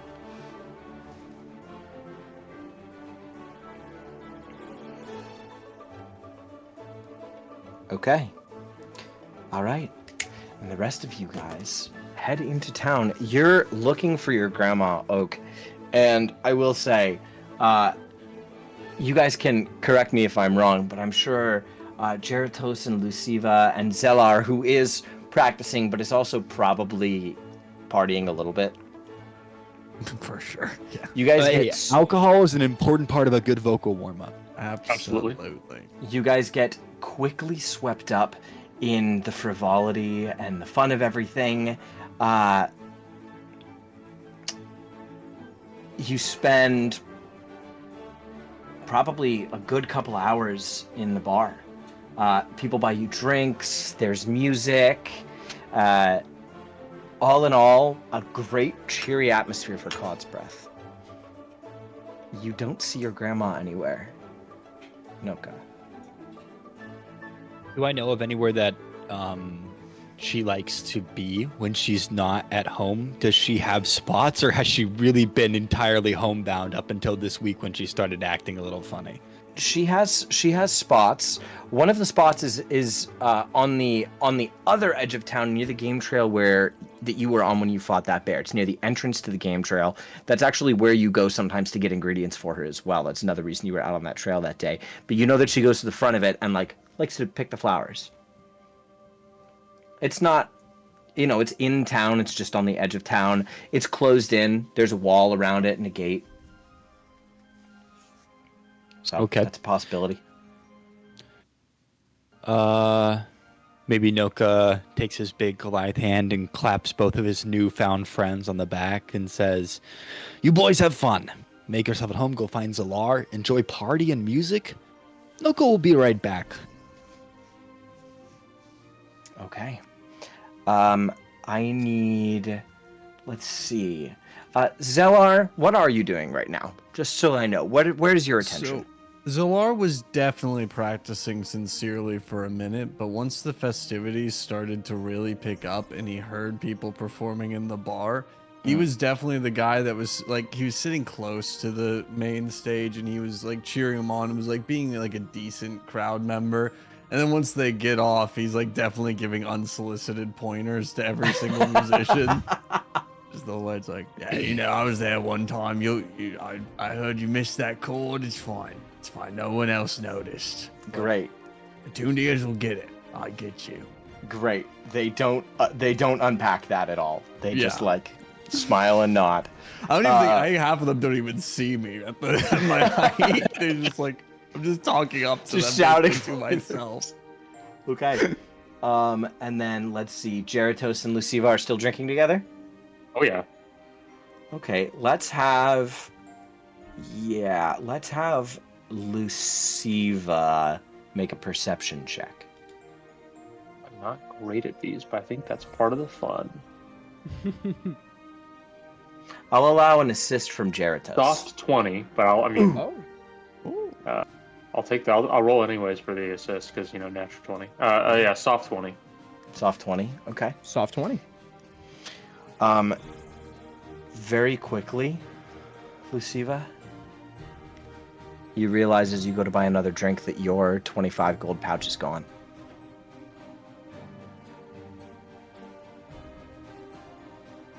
Looking around, do I have a feeling I know when it was swiped? Jeratos, you immediately check yours. It's still there. You take a look around, and like you take a glance. You see Zellar, who is kind of, if the stage is if you walk through the door and the stage is on the other side of the bar in front of you and the door's behind you, Zellar is kind of near the door because the band just made their way across to the outside of the dining room. And of course, Zellar was giving them pointers, so just kind of tailing behind them gently. You see sneaking past, like right in between Zellar's legs, just brushing between and going outside, a little cat. It's with a 20. It's semi-translucent. It's got one like ruby crystal eye, and it's got your gold pouch in its mouth. And you see it just right around the corner of the front door, just out of sight. Siva will nonchalantly just make her way around the corner. Go ahead, their corner, and just go ahead and walk around and just poke their head around, following the cat. Okay. Not in a humongous rush, but just kind of nonchalantly just walking over. You see the cat just like trotting through town. And Lucy will just slowly just trot behind them, just walking normally and casually. Okay. Not like he got 25 gold stolen, but just like he's, just going for a stroll. Cool. He'll just give a quick eye nod to Jeratos, just to point out Jeratos, are you going with him? No, I think Jeratos would take the eye nod as, they're going to the bathroom. I see. Yeah. Fully clueless. Zellar, you would also see Luciva slip past you. If I saw Luciva leave, I would probably follow. Okay. Especially if it's like between performances. That would be pretty much the only time you could get me out of that space. Okay. So as you guys slip out onto the road and begin to follow the cat, we will cut to Noka. Okay. Noka, you are quietly making your way through to the edge of town. And you arrive at the little grove right before, we'll call it it would be kind of northeast, but we'll call it the East Gate. There's a clearing that kind of extends beyond where the wall was built. And you know that she comes here, you trust that she comes here because it's safe and closed in. You take a look, and you actually do see, with that 22 perception, there are a couple things you see. Her shoe prints within the dirt. She was here recently. This part of the wall has always been very secure. The gates, the walls are old and mossy and a little moldy, but they're well kept near the gates because the gates have to stay operational. Just to the left of the gate, a few pillars to the left. It's one of those kind of log by log by log by log walls. Two of them are kind of cracked apart. And you can see, make a nature check. Yeah, absolutely.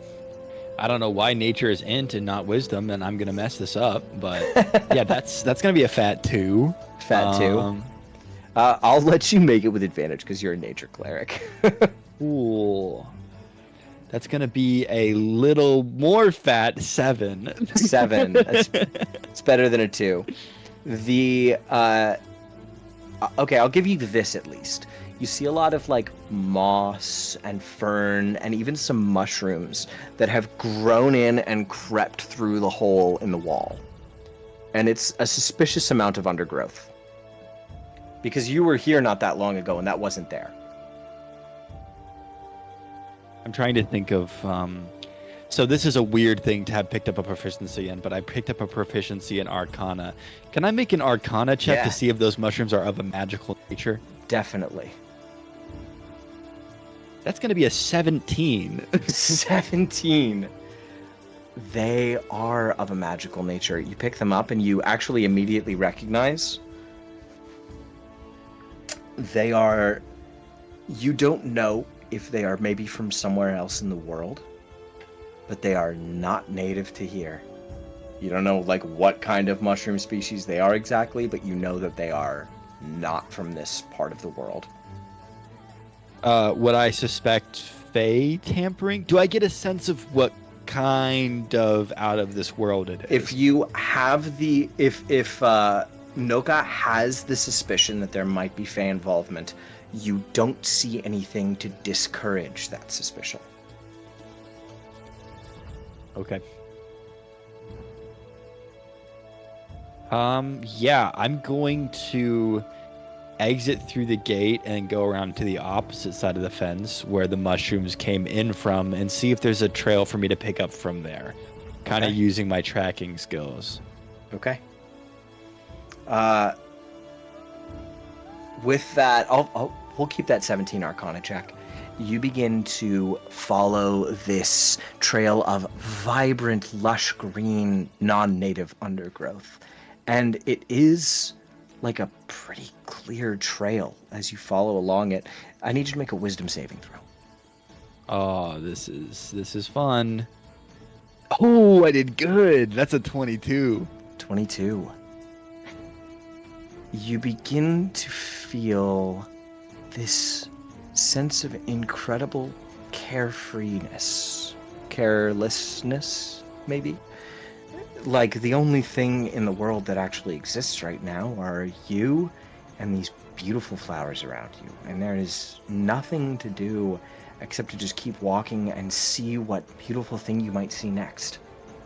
And you catch yourself smiling and looking down at your feet as you walk the trail before you suddenly snap to and realize that you're feeling something completely alien. Yeah, Noka has this really incredibly anxious, shrinking feeling in his stomach. Oh gosh, is there?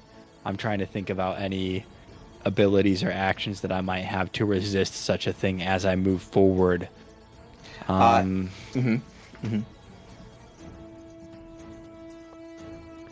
Nothing is coming to mind immediately. All right. I'll give you this at the very least. The effects of the trail cannot immediately charm you again because you saved. Okay, cool. Anything you encounter on this trail, I can't make the same promise, but Right. okay. Do you continue to follow it? Let me ask you this. There seemed to be a little bit of wildlife nearby. Yeah. You hear birds singing, you hear you kind of take a look over, and actually on a tree fairly nearby you there's looks to be a squirrel nest within the trunk. Cool. My last first level spell slot, I'm talking to that dude.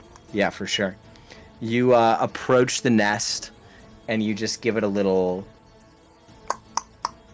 just on the wood right next to the like entrance hole. You see a sleepy squirrel puts its head out and it like just fills the hole for the nest and goes, What? What? You know what evil has come across this land. What? What are you talking about? You perhaps have seen Fae or other magical creature of great deceptive nature? Buddy, I mean, the way I live, I see Fae every other day, okay? Sometimes you gotta go far for food and you meet interesting folk. What about it?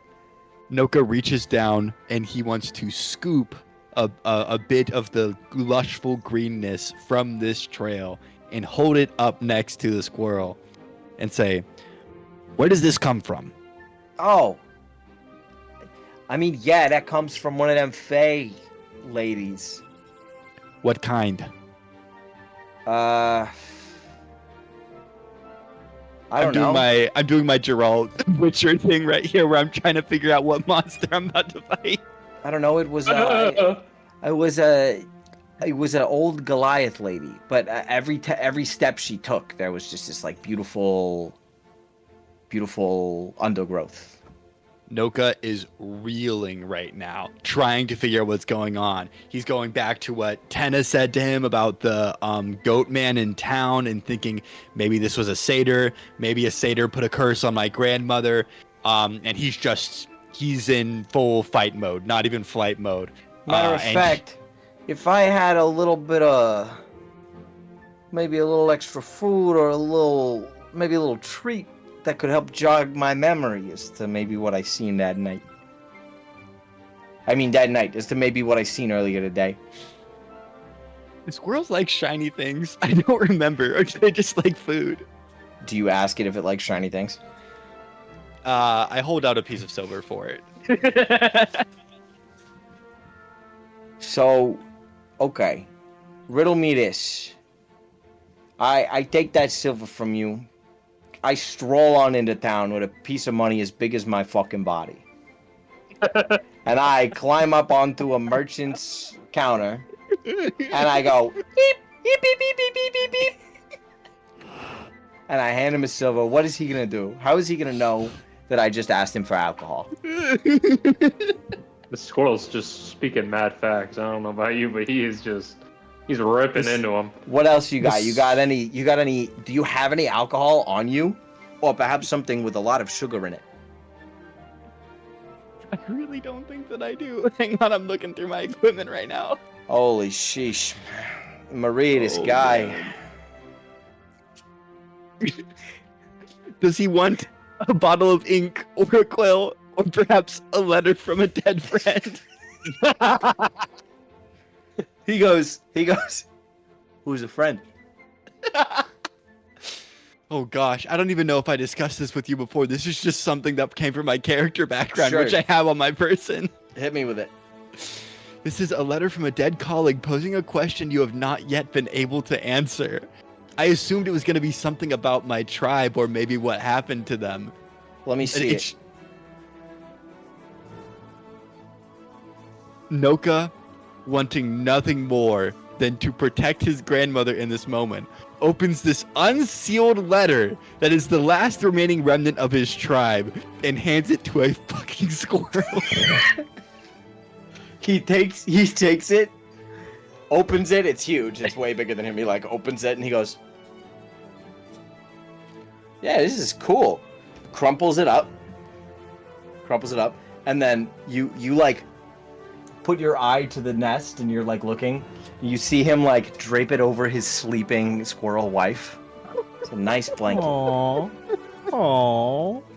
Okay, so look, she was with a little boy, just a little one, was following around singing. I mean, I heard what he was saying. It wasn't nothing crazy. It was just singing about how like beautiful she is and about how beautiful nature is.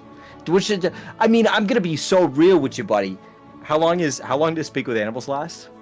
It lasts for 1 minute, I believe. I'm gonna be so real with you, buddy. I mean, if you ever listen to these hummingbirds, it's all they fucking talk about. When I just the other day, I was going to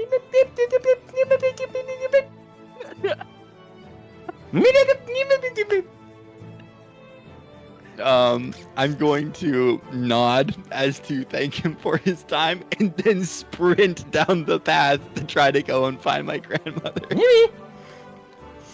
And as you take off, we're gonna cut back to the crew that's following the cat. Okay. So you guys are heading. You guys follow the cat off into town. You keep a steady pace with it as it heads kind of east northeast. And do you guys do anything at any point? Is there something you're waiting for? Because if not, I'll just carry on. Yeah, I'm just following to see where it's going. Lucifer's just kind of interested. Like, oh, he's not. They're not pissed that their gold got stolen. They're not like upset. They're just, oh, this is interesting. I'm gonna follow this. Curious. All right. Are you trying to stealthily follow the cat, or are you just kind of like just walking? Are you hiding from the cat? Do I need to ask you for a stealth check? Yeah. I'll go ahead. I'll hide from the cat. I'm being very, very nonchalant. I'm walking like I don't have a care in the world. But if the cat like turns around and looks like Lucifer will just go ahead like hide behind like a section of a building real quick and then just keep walking. So Jeratos, you as well, make a stealth check. Jeratos doesn't come with us. It's Zellar. You're I say so in the right, bar. Pimp. You're so right. Yeah, Zellar, stealth check. 19. I don't even think I need a stealth check from Zellar unless you happen to roll really well. 21. Okay. Nice. You guys tail the cat without being... Well, actually, I need to make a perception check. Yeah. Double check something. How much perception does a cat have? Please hurry, Google. I look up Cat 5e, and it pulls up a Wikipedia for a Category 5 cable. Is a twisted pair cable for computer networks. Yep. Nice. Yep. Learn something new every Google search. You know, We're on cat 6 these days. I do have. There we go, I rolled got it. pretty well, but I do have this trait. I don't think it's going to come in 2 more times this before a long rest. When I make a stealth check, I can make it with advantage as a deep gnome. So I'm just going to do it just in case. Sure. Yeah. Huge. Just see. Okay, it was a 20, so Okay. 21 still stands. You guys are not spotted by the cat. You do see it turn around and check if it's being followed a couple times. And actually, something interesting to note. You see it, but it doesn't see you. And as it doesn't see you, it stops and sits. And where it stops and sits is right by the east gate. There's a break in the pillars where a bunch of moss, mushrooms, and overgrown plant life are creeping through into a small clearing in the city. And the cat is just sitting next to it. Does it look like it's like looking into the past, like waiting on something, or does it look like It's looking outwards. It's looking away from the path, back towards where it came from, where you guys are following it from. You see that it doesn't see you, but it's looking. Lucio will just, well, this will be interesting. I can't wait to see where this goes. And just turn around and start walking towards the cat nonchalantly. Okay. Openly, as you do, the cat jumps through and disappears from sight. But you can see where it jumped through the wall. I'll look at Zellar and be like, I can guarantee you from experience, this is going to lead us down some crazy shit. So, just Yeah. want to join? I truly wasn't ready for this. I clearly had more than I thought I did. I think I'm just going to be cut off for the night. Is the money still there? Is the money still there? The money's probably been taken. I mean, the cat probably still has my money, and I'm not of worldly possession, but the inn does cost a little bit. So, I mean, why not? And I'll jump through into the pass. Okay. You guys see the same thing that Noka saw only a few minutes earlier. The clearing. Actually, less of a clearing and more difficult to make your way through. The opposite of a clearing.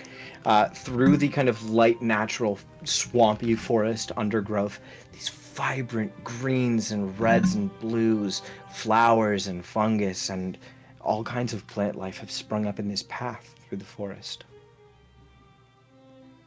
I need you guys to make a wisdom saving throw. Both of you, please. Is Zellar following with me, or did you decide to hang back? I wouldn't let you go alone. I would Yeah! We're Yeah. homies. 22. Okay. like a really cool 5. Sick 5. I imagine Zane Lucifer is kind of familiar with some stuff that happens with some shenanigans like this, so I'd like to try and keep a close eye on Zellar from falling Make an off the cliff. insight check. Not great at these. La di da di da, la da di da. So that's like a solid 3. Like a hard solid 3. 3.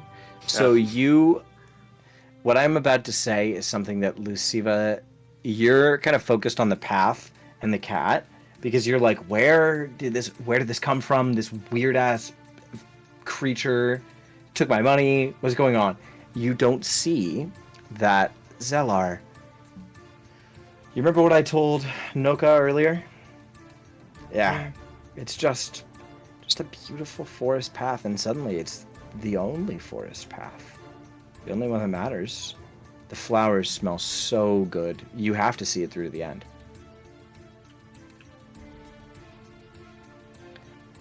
You guys press onwards, and to keep it fairly brief,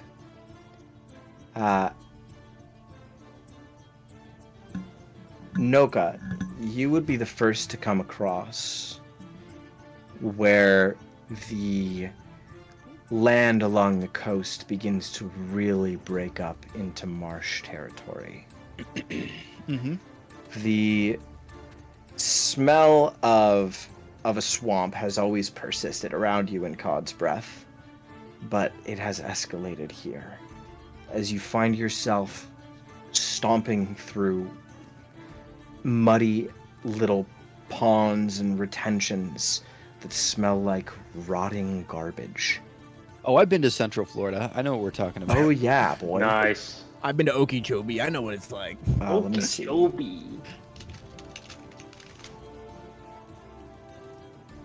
And dead fish.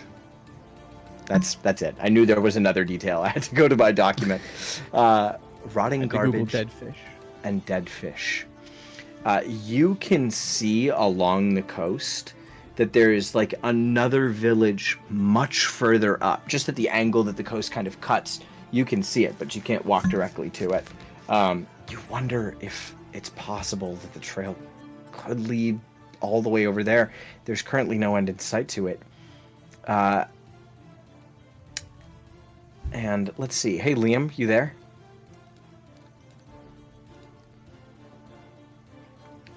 Beautiful. Let's go ahead and get track number... let's go ahead and get this one. The approaching track. Not ominous in name at all, in case you were wondering.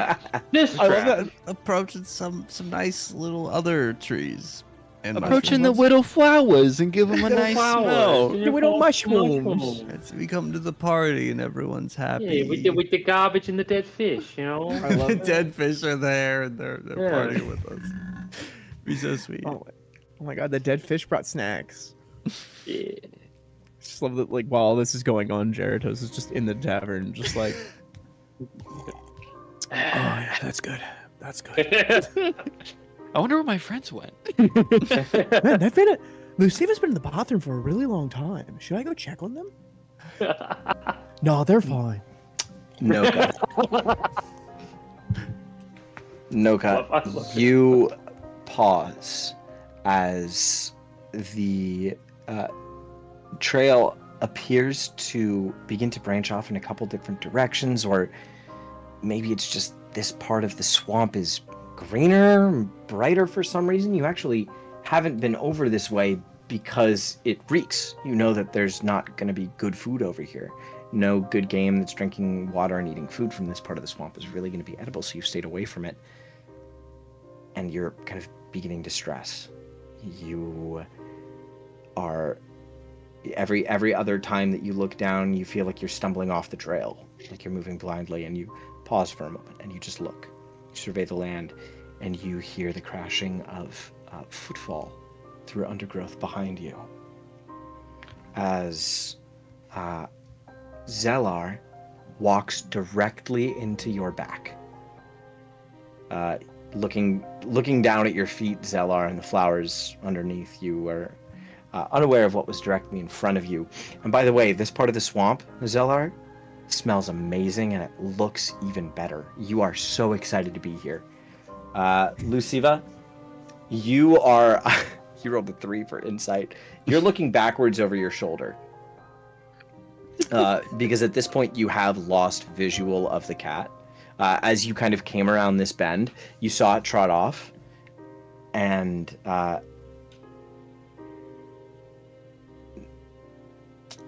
sorry, fully lost my train of thought. You saw it trot off, and just as you come around the corner, at Noga's feet, where Zelar just like crashed into his back, your little pouch of gold. Oh, excellent. Just snatch it up. Attach it right back to the pouch. Oh, what are you doing here? I was following after Shinar. I talked to Squirrel, but Squirrel told me that Shinar is the one leaving this path, and she's come this way, but it's not a safe place. It's not good here. We need to find her and go. Nowhere in the Fae is safe. Alright, oh well. Let's keep walking, it'll be fun. We'll find her, don't worry. Just as you just as you move to continue onto the path to try to find it again, you hear the very faint and distant music from the town come to a screeching stop as the cheers go dead silent, and a warning bell in the steeple begins ringing violently.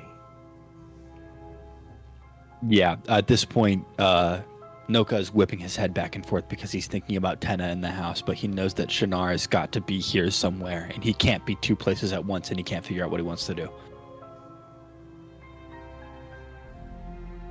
I mean, there's a very... We'll cut back to fun Geratos in a second. Go on. There's a very fun solution here. We could split up. Because that doesn't lead to issues or, any kind of terror. And you could go make sure that your sibling is okay, and we could try and find your mother, or grandmother, sorry, and or vice versa. We can go check on your house, or we could all just go together and hopefully increase the pace of finding your grandmother and getting back to your, to your family. I'm down for either, quite frankly. I'm just having fun.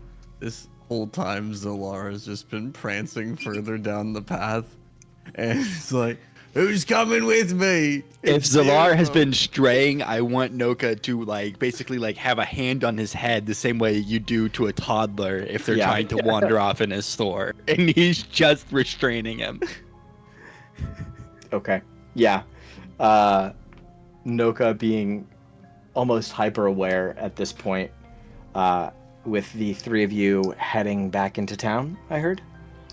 Or what are we doing? No, the three of us will be staying here to try to find Shinar faster so that we can get back to town faster. That was Okay. the course of mind that immediately jumped to mind to me. And if Luciba doesn't seem to care, and obviously Zalar a little bit out of his mind right now, so. Yeah. Okay. Oh, by the way, is there anything we can do about that? I think that I might have a cast of Cure Wounds, but then I'm completely out of spells. Zane, can I make Yes. either Arcana check or some kind of check to see if I just slap him on the back of the head, if that will knock him out of the stupor? Yeah, make an Arcana check. I'll allow that. I don't think I'm good at these. Oh, I got a plus something. Oh, 18. Oh, Let me see. Yeah, kick his balls. Okay. That is not. I heard back of the head. And I like upgraded to balls. Yeah. That's the solution. We kick him in the balls. He never said which head. Why is everyone becoming the squirrel? Everyone became the mafia squirrel. Best NPC we've had. Let's see. The entire time I imagined him in a little squirrel fedora and pinstripe Yeah. suit. He's got a Yeah, since we have- Teamster pin on his on his head. Just- oh, he keeps calling himself a made man or a made Go ahead. squirrel. Did you roll Is it your you? Arcana already, Paige? 18. 18. You know that there are a couple kinds of charms, but at this point, if you are, and I would say that it's not unrealistic to perhaps assume that there is Fae involvement at this point, as you're looking at this individual who's clearly charmed.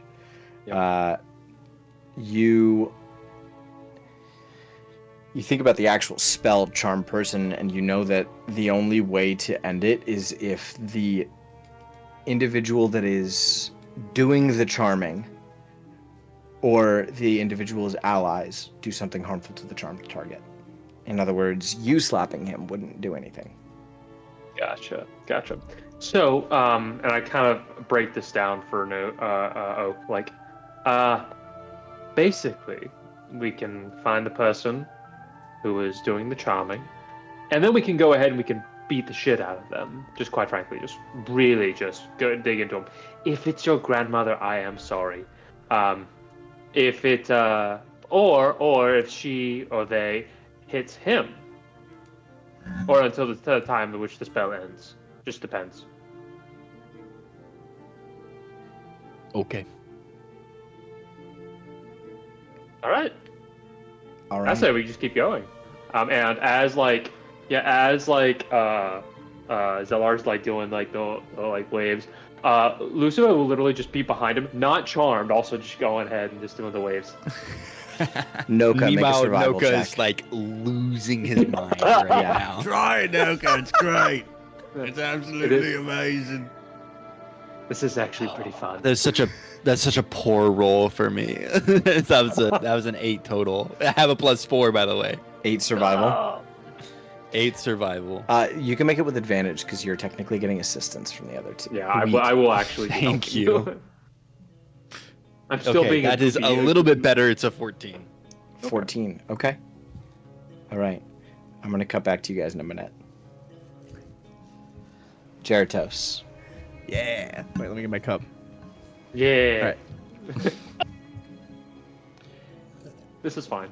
You are drinking in the bar, waiting for your homies to come back. Just kind of enjoying the revelry of the moment.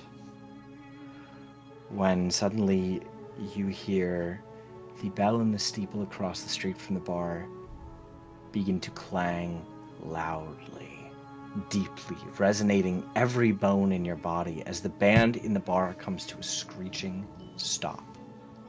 And the revelry in the town goes quiet in respect to the warning bell. As somebody throws open the door to the inn, this late teens boy, somebody who was untangling nets and cleaning boats, just doing dirty work, swings the door. It comes crashing open, and he says, "Bodies! Bodies on the beach!"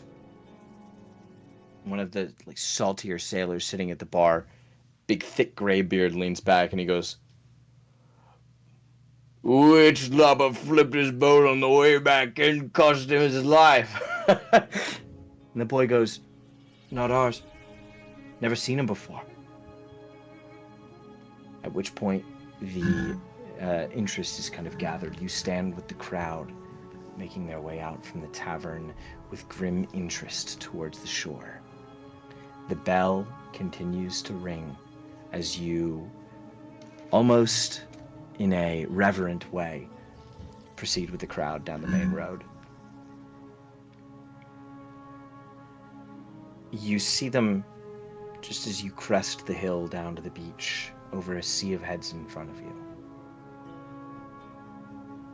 6 bodies. 4 of them are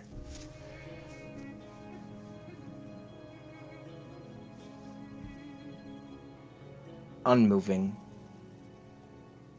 sprawled in broken positions. One of them, you see a young blonde woman.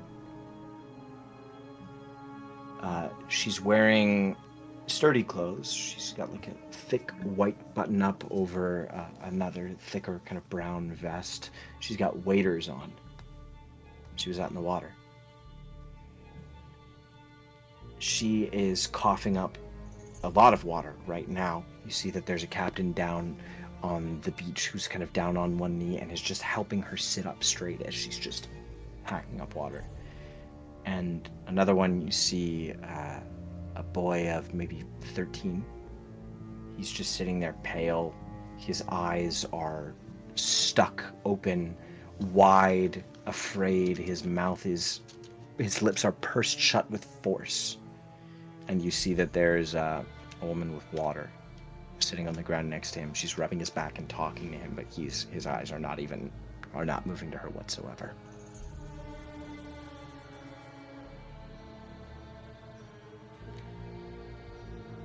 What will Geratos do? Geratos just very, very, very gently just sort of like pushes people aside and sort of weaves through the crowd to make his way to the front. Yeah, it's not more of like a spreading, it's more like he kind of very deftly weaves between people, just kind of gently guiding people out of his way as he moves. And then he kind of gives the boy like a really deep, like quick look over just to like check for any visible signs of like trauma or anything like that. Cool. Make a medicine check. Medicine. Let's see. Oh, I actually have better medicine than I thought. Okay. That's a 19. Definitely. So interesting. No physical trauma whatsoever. Actually, his chest is a bit bruised, but it's lightly bruised. You kind of gently poke, no reaction at all. But yeah, light bruising on the chest. Otherwise, no physical trauma. Shock. Definitely in shock. Badly. You have no idea, just from at a glance, how long this individual will be in shock or when they will speak again. Okay. So he just kind of like nods at the lady helping him and then walks over to the blonde lady that's been coughing and sputtering and just kind of like kneels down next to her. Okay. And again, checks her over for any like, so to do another medicine check. Yeah, go ahead. Okay. That's a 12. A 12. Okay. She has some physical trauma. The more you kind of look over her, she's got a pretty large scratch, like it looks like almost like from a bird's talon. Pretty large scratch from the top of her shoulder to about the midpoint of her back. And then there's like a second smaller scratch right next to it that implies some kind of grouping. Okay. Otherwise, she seems capable of speech. She looks very shocked, but she's already like thanking the captain who helped her sit up. He goes, "Oh, nothing. Don't mention it. Water." Yeah. So she goes, "Water." He stands up and kind of nods as he pushes past you to get her something to drink. Geratos, without even like missing a beat, just pulls out his own water skin and hands it over to her. She just downs the whole thing. And he just waits while she drinks it. Hands it back to you. Absolutely. Don't mention it. Where am I? Right now, you're in the town of Cod's Breath. Do you know? Are you familiar with Cod's Breath? Yes. It's not far. I didn't go far then. That's good. Far. She looks over to the other bodies that have washed up on the beach, and she goes, "Oh." She looks over to the boy, and she goes, "Peter." And she starts like crawling over to him, just on all fours. She doesn't quite stand up. You see, she tries for a second, falls back down to one knee. She makes her way over. She sits right next to him. Looks at the woman who's helping him. That they don't say anything. But, well, actually, she would probably say, Has he eaten?" And the woman would shake her head.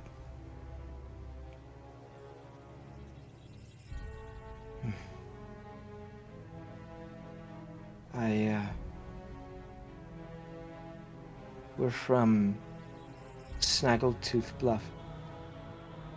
She just kind of points vaguely.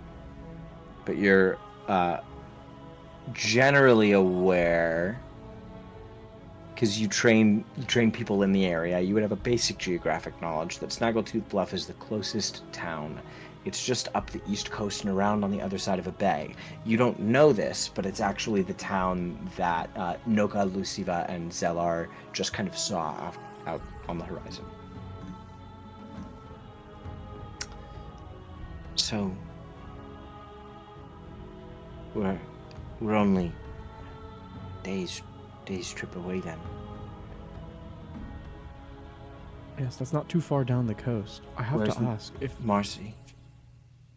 Marcy, was there another woman's body found?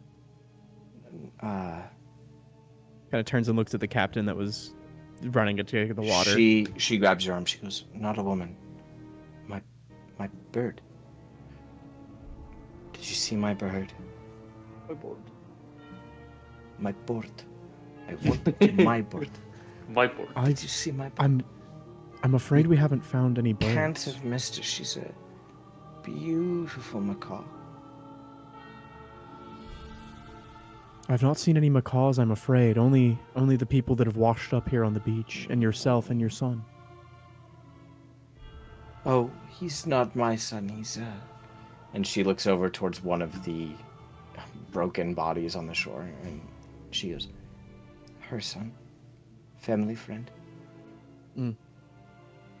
Jeratos just like really quickly turns over to the captain and just like, could we please fetch some blankets to simply cover up the cadavers?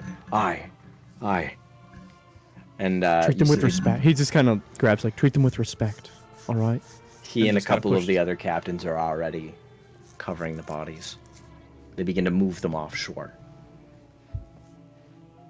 Why don't you take this young boy here? And I'm afraid I never caught your name. Eleanor. Eleanor. We need to get you out of the cold. Why don't you join me and we'll take you to the inn? There's a warm fire and hot food there. I'm sure you can warm. I'm sure you're both dying of cold. She extends her hand to Peter, the boy. And she kind of very gently goes,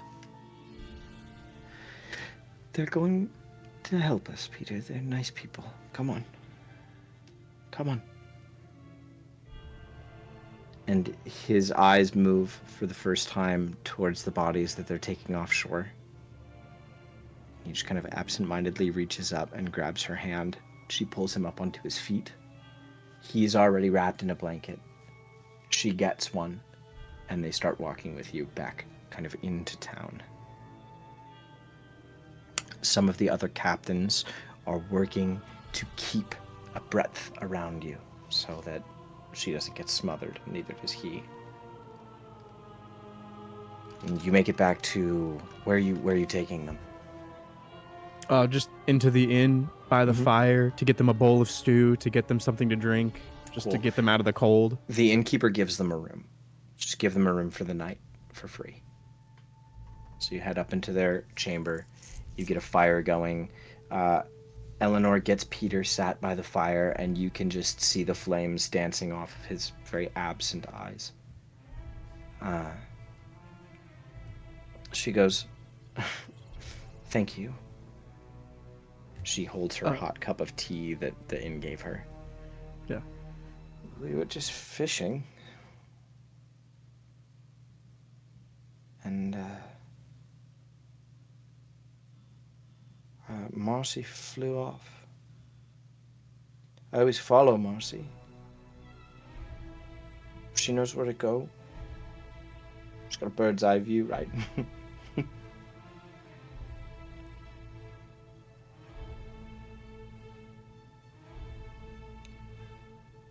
I didn't know, have you ever heard of a harpy?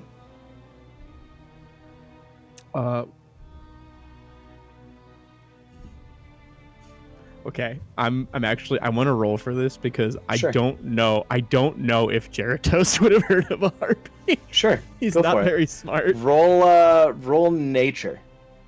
Nature. Okay. It's also not too much of an adventure or anything like that either. Yeah. So Yeah. Hey. 11. 11. Your immediate response is a harpy? No, but as she begins to talk, things kind of come back to you. Stories you've heard before. She goes, "This terrible bird creatures. Heard of. I didn't know. They talk about these women luring in sailors with their voice to dash them upon rocky shores. I didn't know it worked on birds.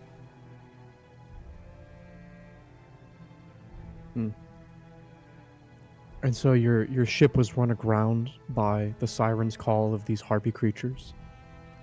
Once the boys on board heard it, and even Peter's mother, I mean, they just pushed right on ahead. I don't even remember it too clearly. I don't remember putting up a fight, though. I remember being intrigued and thinking we should follow Marcy. And the next thing I really remember, I had Peter's hand in mine. I was jumping off the edge of some big cliff.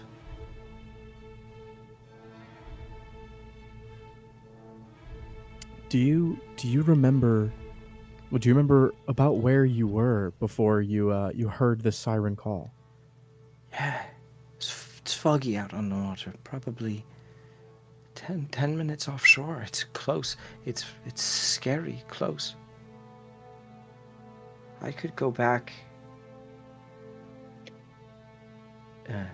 I could. I mean, if I wanted to, I could go back right now.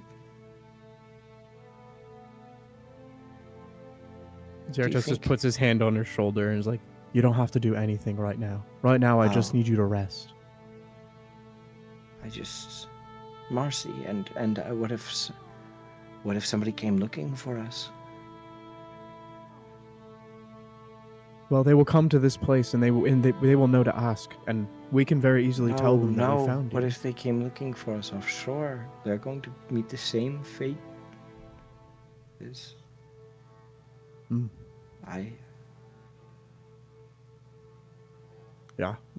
Well, I suppose then we will have to take action, because we cannot allow this to continue happening. Are you going to We- get my bird back? I cannot guarantee this because I do not know, but I will do everything in my power to make sure that I return everything to you that was stolen, including your honor, the souls of those that you love, and your bird if I can find them. This I swear to you by my own fist. Thank you. And she sits down on the ground next to Peter. Yeah, Geratos just like leaves them in their Yep. privacy to give them Yep. time, and then just goes back downstairs. Okay. Uh, Waiting for your friends. Yeah, I mean, at this point, knowing it's been too long and they have not returned, Geratos needs to go after them. So Geratos would start asking people, Sure. have you seen them? Like, where did they go? We are going to, as you head downstairs, we're going to cut back to the crew in the forest. Meanwhile, Meanwhile, Meanwhile, in the Kerwin Forest. yeah, with a 14 survival, Noka, the sun is setting. You can't keep looking.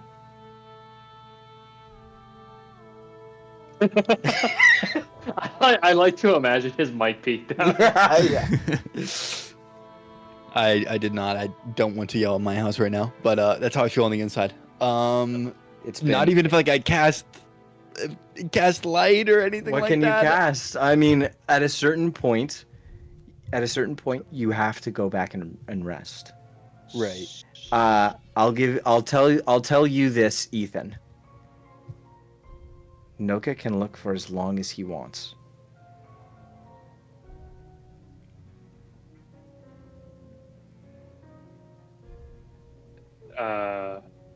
I guess that's we can call it a stroke of divine inspiration, or maybe it's just the logical center of Noka's brain that realizes that no matter how many stops that he pulls out there isn't anything left to be found.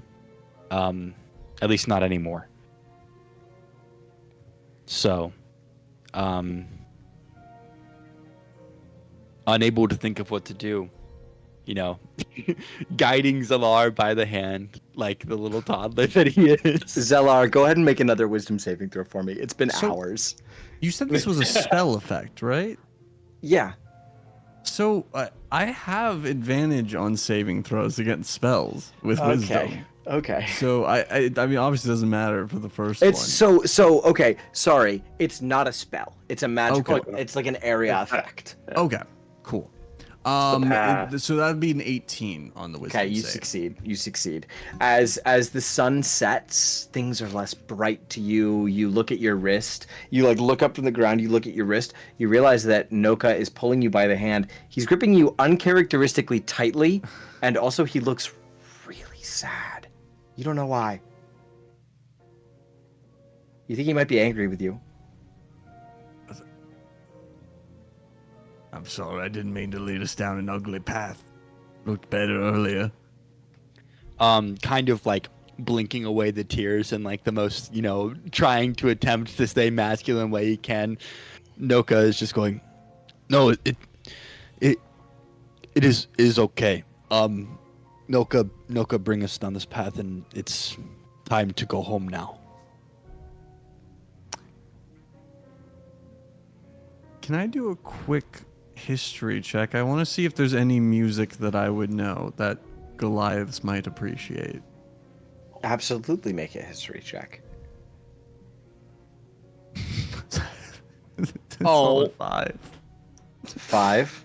Yeah. You Not are natural. absolutely positive that there is a drinking song that went around in the Azanthian Sultanate like maybe 100 years ago. It was like a soldier's drinking song. You've heard it played all over the place, but you're almost positive that that's its origin point, and you're sure that Noko would know it. Can I at least get a performance roll to see if I play this Yeah, unfortunate definitely. song really well? Cool. Definitely. Okay. That's a 5 again. But that's 5 for again? a 12. That's for a 12. For for a 12. Noka. He pulls out his. What's your instrument of choice? I think I go to the pipes. I just don't use the action. No rats. Right. Because that would be a whole other issue.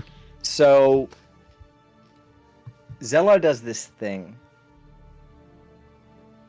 when he plays the pipes where he blows into it to get a steady tone, but sometimes when he's actually trying and not just pissing off, you've heard him do this thing where he hums while he's blowing over top to like harmonize.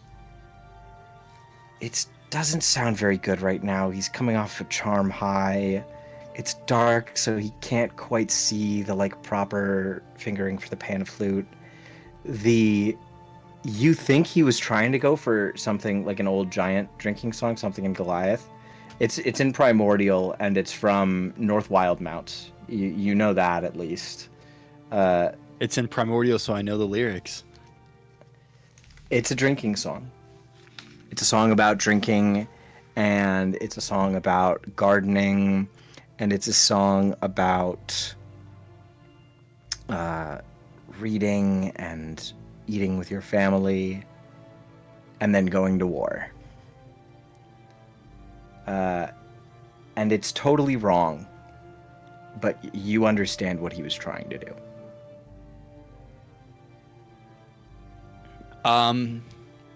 In some ways, the dissonance of the music strikes more of a chord in this moment than it would be if it had sung perfectly. It's like hearing Happy Birthday sung in a minor key. But it feels right, and it feels like a death march.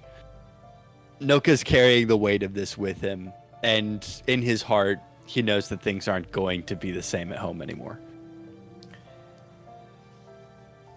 As you guys arrive back in Cod's Breath,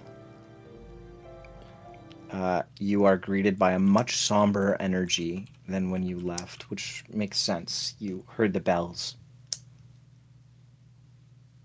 I'm assuming Jeratos, you catch them up on everything? Oh yeah, Jeratos would be like actively hunting for them, so like the moment they like cross back into town, he would be able to like spot them and just like Mhm. run over to them. Yeah. And also really quick, can Jeratos this would be in character for him based on his He's a life coach. Can I make a really quick insight check into into Oak really quick? Yeah. Just to see if Jeratos would notice at all. Yeah. I'll even take it. Yeah. Let's see. Oh, that's a 20. 20. Oh yeah. I mean, he mentioned that he was going off to look for his grandma. He's not with her, and he looks quite upset. Okay. Yeah. So Jeratos runs up and he fills them in on everything. Like the people washing up on shore, the news about the harpies, about the proximity to both towns, about the danger that's being posed to both. Actually, I'm going to be in character. What am I doing? This is RP. My friends, I fear after telling you all of this information about the harpy, I must insist that we intervene. I fear many lives have been taken, and so now lives are owed. It is our responsibility to turn the hand of fate and to force it into our will. Noka's very on board with this philosophy at this point and just is giving a stern nod. Luciva, can I count on your aid in this endeavor? Oh yeah, no, this would be great. And Zilar, Remarkably unshaken. and I promise we will return in time for your morning performance, and I will be in the front row. Oh, I do appreciate that. I'm assuming the night's festivities have been a little cancelled. I'm afraid that is so, my friend. Well, there's 25 gold. Yes, I will grab the hand fate with you, my friend. Excellent. I believe our next course of action is to charter another boat. I believe our next course of action perhaps is to rest. Like a good long rest, like a solid long rest. Maybe about 8 hours exactly.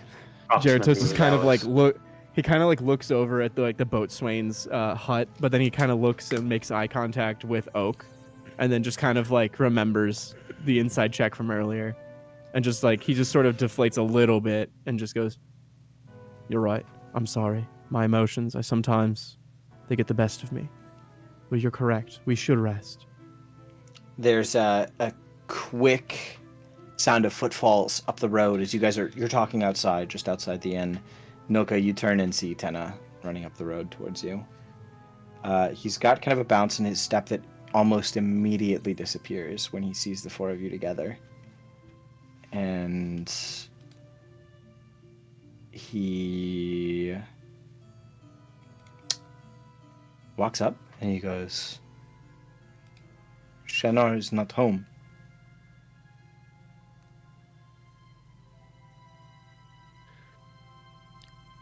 I do not think that Shanar will be home.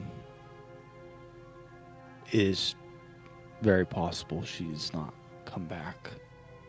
You know how she was. She's not capable of taking care of herself, and she's gone now. No, she's too smart though. She's stubborn. She's not gonna not.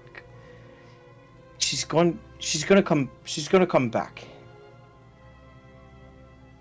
You were the one who was telling me how she was. This was brand new. This was like 2 days. She was acting funny. Sometimes tragic things happen all at once.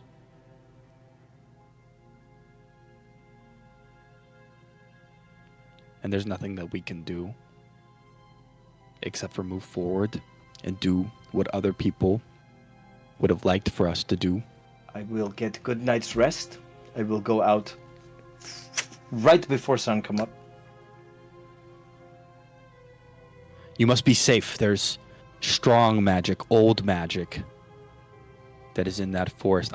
You know how I am, how thorough I am with these things, especially when it comes to family. It is very dangerous, but I will not stop you if it is what you want to do. If I may, it may also be wise for somebody to stay on the home front and wait in case she does make it back. And if she does, to keep an eye on her in case she's acting different from normal. sometimes Fae have a very weird way of influencing people. You never know. I give it 1 day and then I go out.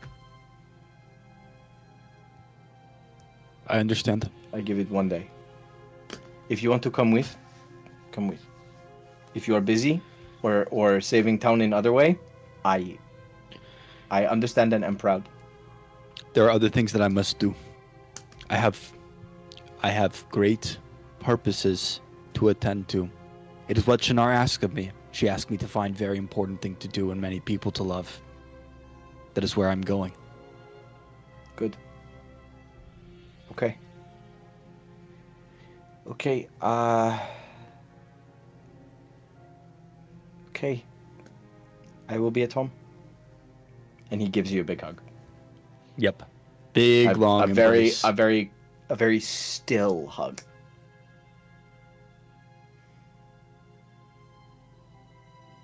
And then he heads back home. And with several loose ends on our hands here, that's where we're gonna end the session for tonight.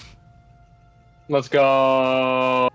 Kind of a dark one there at the end. Kind of a dark one there at the end. I That was crazy. vibing in the forest. bit As of a far as crazy Zalar knows, little we had a turn. great Yo, night. whoever wrote about your grandma being in mortal peril is an asshole. Yeah, what? dude. Whoever put an old What a woman in dick. danger is crazy, dude. I'm gonna be 100% honest. For like half a second when you said the bell started ringing, I was like, oh no, the silver alert went out, and that's immediately. Ugh. That would have been a wild drop. That would have been so wild. The silver alert missing Goliath woman last seen Goliath wandering woman. into Feywilds. That's a miss. Yeah, I love that. All right. Thank you lots, Steven, anyone else in the audience who was watching. We enjoyed your gonna company. say, thank you so much, everybody. We will be back next week at 7, hopefully promptly. If there's going to be any delay, we will post about it. We are going to start some social media for the channel. We are going to post the links to that on the Twitch account, so you'll be able to see our handles there. We're going to get those up very shortly. Hopefully, we're going to get some clips up on there quickly as well. But that is for another time. For tonight, everybody have a wonderful night, and we will see you all next week. Thank you very much. Good night. Goodbye.